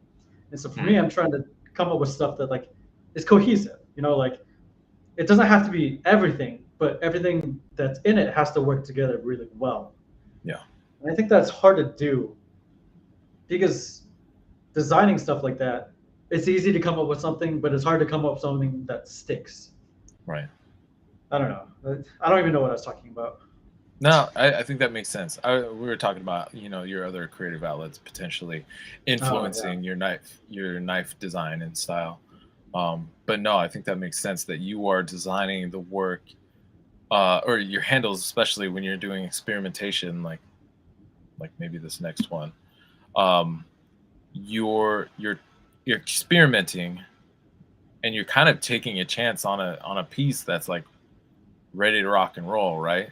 yep, Um, but you're also making sure that it's still cohesive with the flow of everything else that's happening in that piece.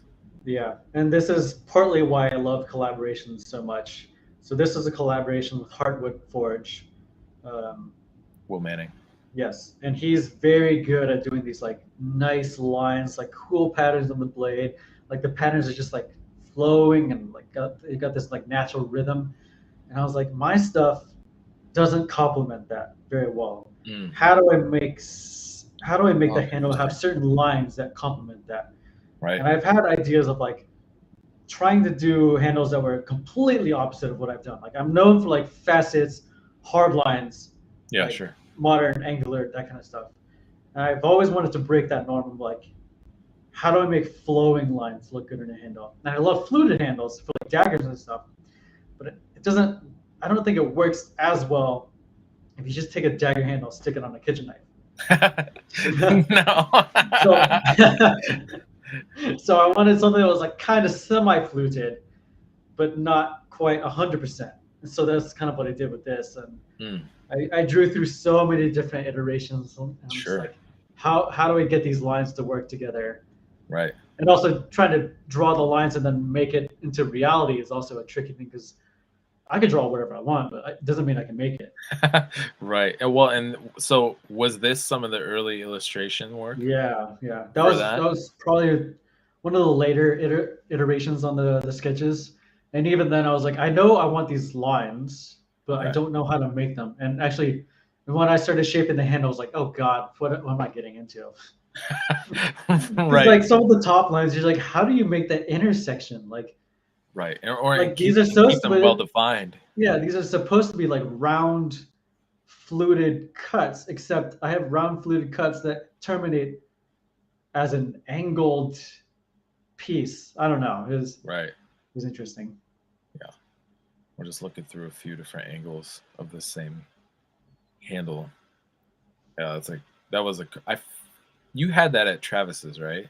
The Yes. year I was there. Yeah. That Yeah. one was a crazy piece. Yeah, and a lot of that was file work. So I only did like the front area on the grinder, and then the rest was like file work. And nowadays I can do most of it on the grinder, like 95% of Oh it. wow. Nice. That fluting? Yes. Wow. That's awesome.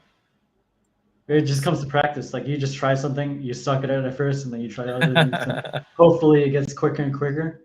Same thing Right. with the single bevels. Like at first, it took me so long to grind one of those, and now I can grind a single bevel in 30 minutes.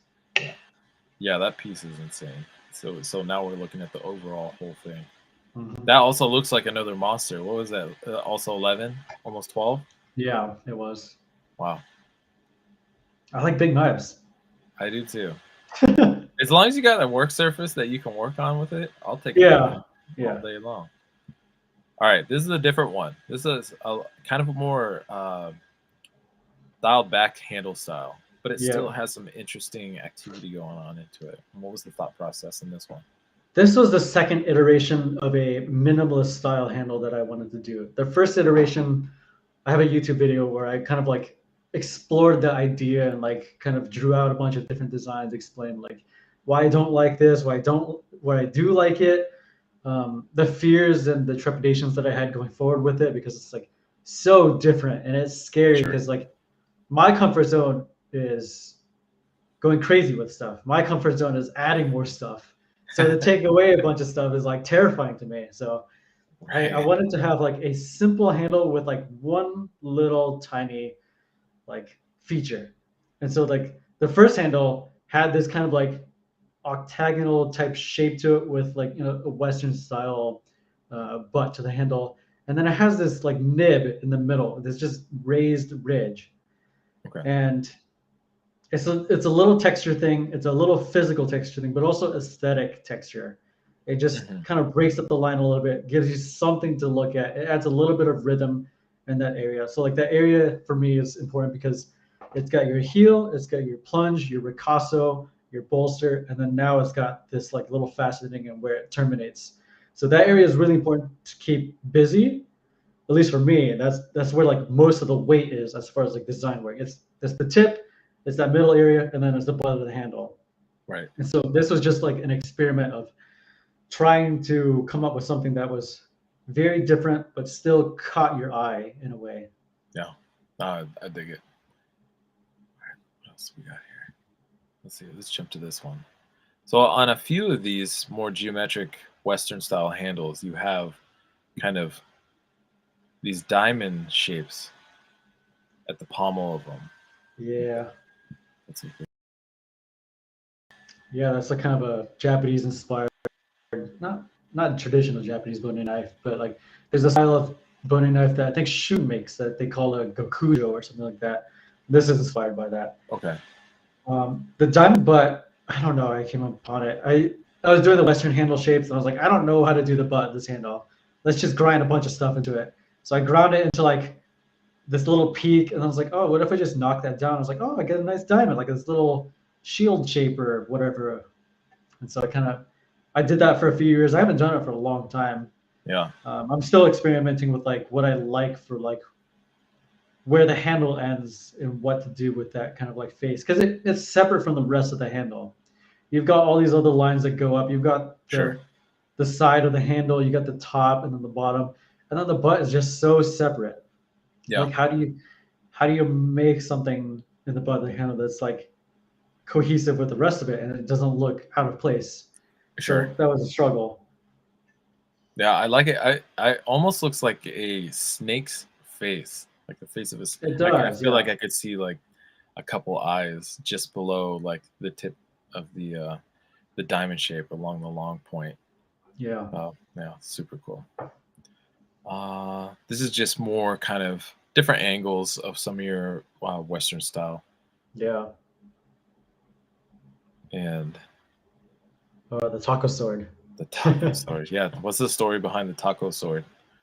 I have a good friend who makes the best al pastor in Tucson, and he roasts it on a big spigot and stuff, and like carves it down and everything for you. Okay. And he started out at a like a swap meet. He every weekend he would just cook his stuff up and then prepare his stuff, and on the weekends he would just have his pop up taco place that he would make Right. his food at.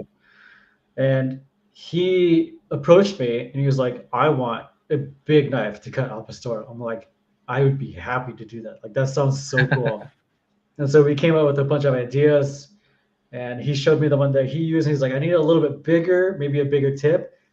And immediately I thought, I was like, big taco knife, large tip, long length. I was like, why don't we just make it like a scimitar shape, like an actual sword? And so it was kind of inspired by a sword, really. So I called it taco sword. Yeah. The taco sword. I love that. I want to jump to one last one that I love.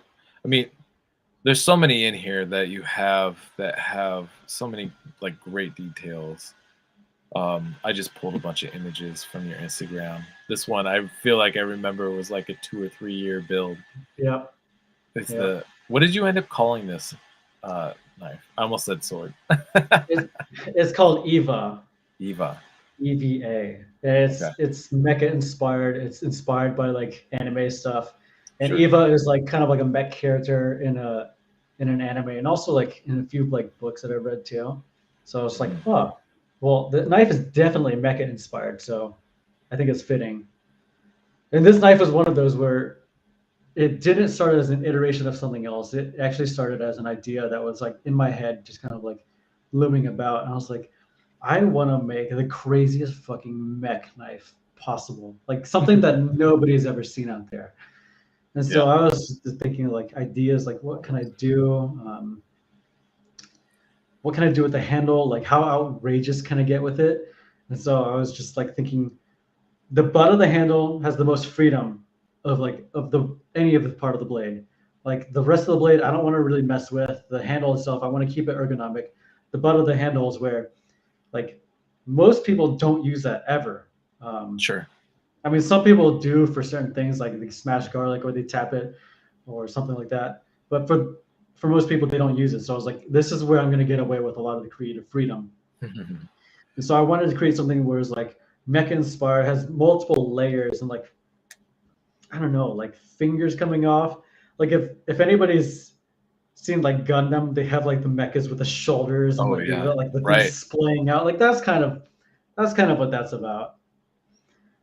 And when I was thinking of those ideas in my head, I was like, this has to be a multi-layered thing. And it has 5 layers. So the 2 outside layers are paper micarta, and all the carbon fiber you see in there, it's actually 3 layers. Oh, okay. Because there was no way that I could make that frame and then be able to carve it all out and keep it crisp. So I had to Yeah. build it in layers and keep everything tight.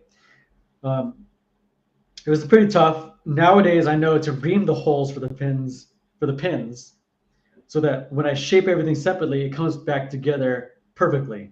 Whereas this, Okay. I just drilled it and I drilled it tight, and I was like, well, if it's tight, it's going to be good. But holes that you drill aren't actually round, so every time you reassemble it, it's going to shift just slightly. And so all the perfect seams that I had weren't perfect anymore. So I had to Damn it. chase like the perfect fit as I was shaping it and like hope for the best and do a little touch up after it's all glued. And of Yeah. course, after it's glued, I had more shaping to do. And then the pins to finish them ran into those little nubs in the back. So Okay. like there was no good way to finish like any of it. You just had to like take little tiny sticks and just like sand in Holy between. smokes. Oh Yeah, my god. Right, because you were taking apart, putting it back together. Oh my god. yeah. You're a And then, crazy person. I'm thinking about revisiting this type of thing for our Sure. collaboration knife that you sent me a long time ago. Don't worry. I'm not in a rush, but I'm excited to see what you do with that thing. Yeah, I'm still brainstorming. Yeah, when I first saw you working on this and I saw all this happening on the pommel of the knife, Yeah. I was like, it looks like the crown of a ring wraith.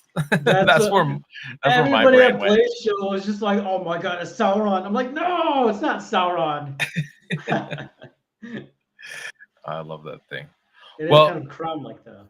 yeah, it is. I know you got a life to get back to, and I appreciate all the time that you've lent to me here. I do have a couple questions from the Patreon Yeah. that I'd like to ask you. So the first one, I feel bad for this guy because I feel like I've butchered his name like the last three episodes. He always asks great questions, but I believe he's from the Netherlands, and so I keep saying his name wrong. But it's Yerowin. So he says, "I love your work, Don. Your designs always look very well thought out and recognizable. What is your approach on knife design, and how did you develop this recognizable style?" Then he follows up with, "Your knives are well known for great cutting performance. What geometry parameters do you find most important to obtain that performance?" So basically, how did you develop your recognizable style and geometry parameters for performance? Yeah. I think we talked a lot about the design and how it Yeah. came up with an iteration process.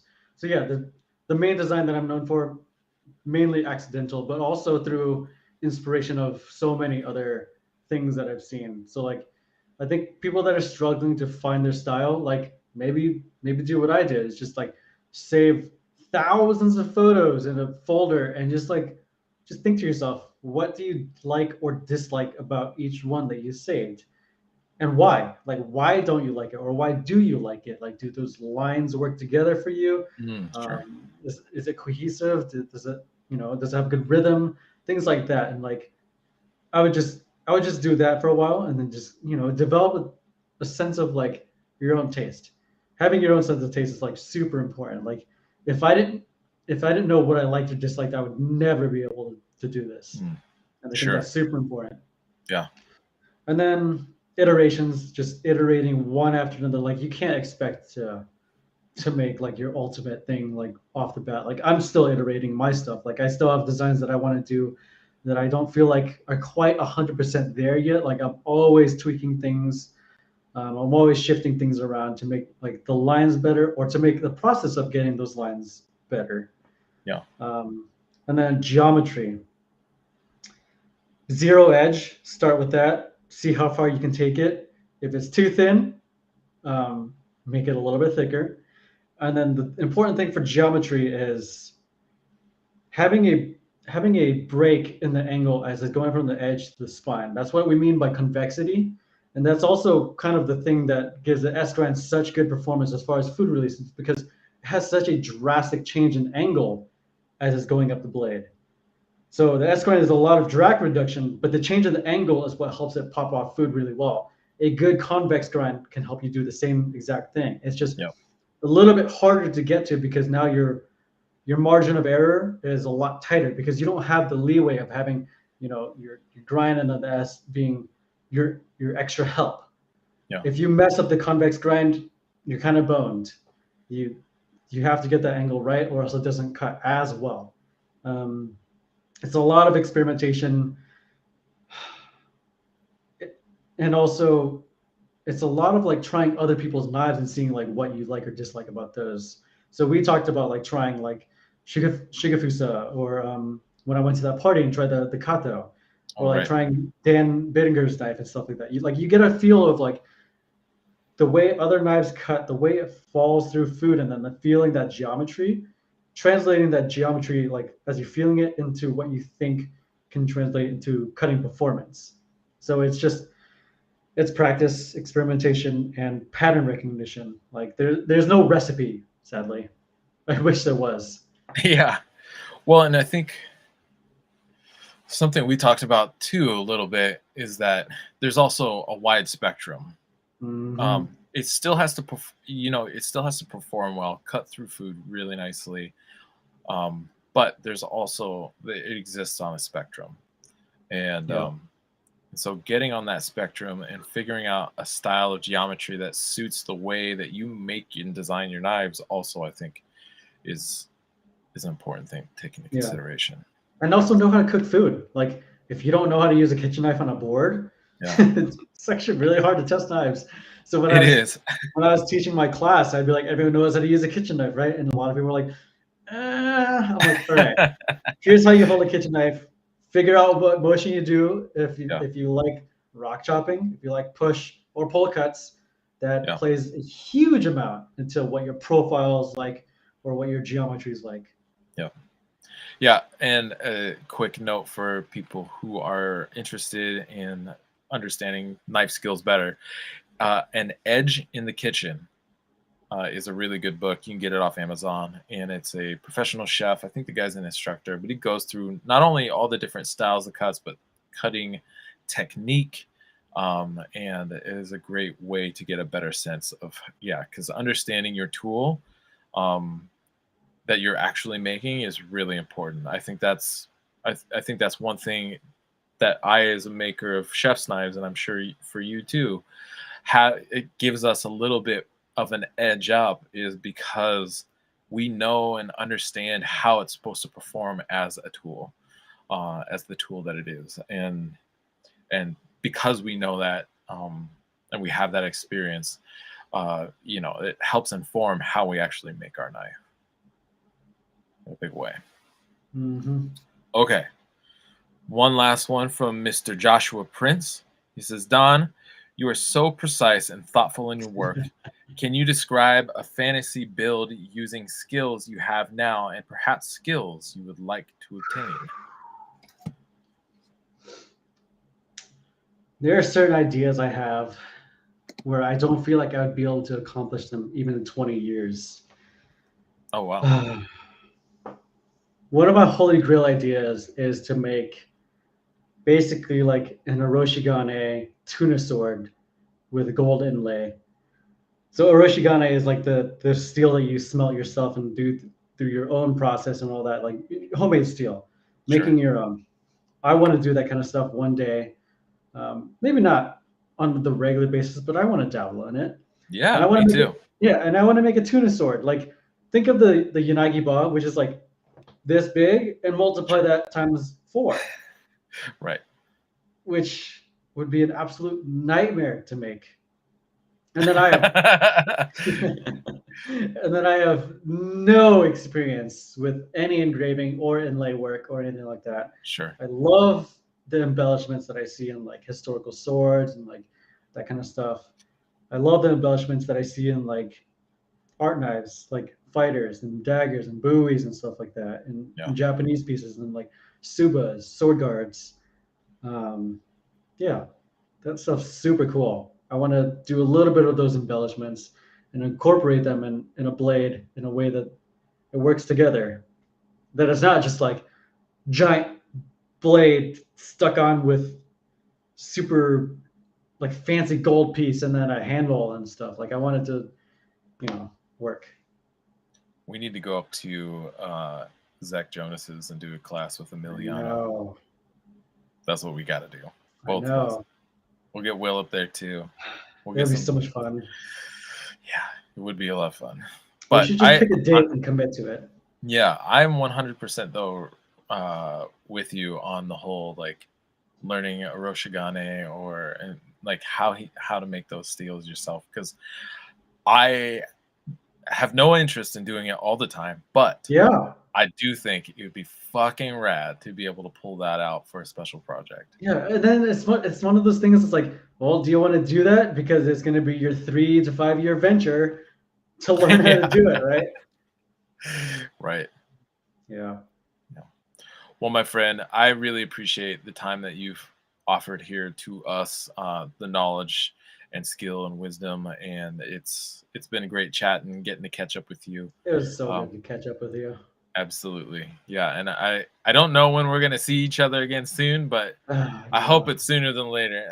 Yeah. But um, I will continue to watch all the fun things that you're doing and working on, and you're always a great laugh. I love how you guys do a great job with the videos on YouTube and make it a lot of fun. The Q&A was super funny. You So watched watching, yeah, that? I was watching that the other day. It's super hilarious.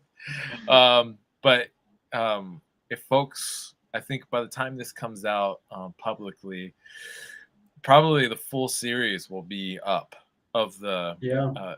the Yanagiba Odyssey. Well, I don't know what you're calling it. What is it? Learning. Learning Yanagiba, the Yanagiba series. Okay. Yanagiba Odyssey is kind of cool. Maybe I'll rename it to that. Yanagiba. Start. Okay, so go check that out. Go check out his whole page. Go check him out on Instagram, Don Nguyen Knives. Also check him out at Don Nguyen Spoons. Also check him out on Facebook. He's Don Nguyen Knives. What is it? DonNguyenKnives.com. Is that Yes. correct? Yeah. And let's see, what kind of events and shows do you got coming up in the next few months? Over, yeah. I don't know. Okay. Might not be anything. I might just be hunkering down and just focusing on stuff in my own shop. That's totally fair. I was thinking about going to Blade Atlanta, but I don't think I will. Sure. I don't think I'm going to make it to that one either. Yeah. But we'll have to just figure out our own little private party then. Yeah, come fall, or maybe fall this year, or maybe sometime early next year. We should do something. Yeah, actually, that's a good call. When it's colder in the north, we got to come down to Arizona.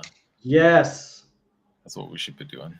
Yep. That would be the smart thing to do, at least. Yep. Again, everybody, thank you so much for your support on the Patreon. If you go to patreon.com/Malmasi, that'll take you to my Patreon page where you can sign up and join the community there. We got a great Discord chat going. You can join these live streams, be part of the conversation. We also do a live Q&A where you can ask and troubleshoot, what you got going on straight with me, as well as some behind the scenes content. And I got a lot of footage of stuff I need to edit and get together. Maybe I'll talk to you about this at another time, Don. Figuring out how to carve time out for editing. I have like 3 or 4 videos that I have footage for. I just need to put them together, but they also need like soundtracks and they need voiceovers and all the cutting. Yeah. It's a second job. It is a full-on second job. So I appreciate everybody in the Patreon support, because without your support, I wouldn't be able to take the time to create those videos, taking the footaging and all the editing, doing these live streams. And I really appreciate all of you. And again, Don, thank you so much. Thank you. It's been a pleasure, my friend. I miss chatting with you and hanging out. Same. If only we were in person, we could have a know. beer and some delicious food. Soon. Maybe you'll have to come back up to Taro's again. I want to. I really do. All right, sir. We'll talk to you later. Yeah, Bye-bye. later, man. Yeah.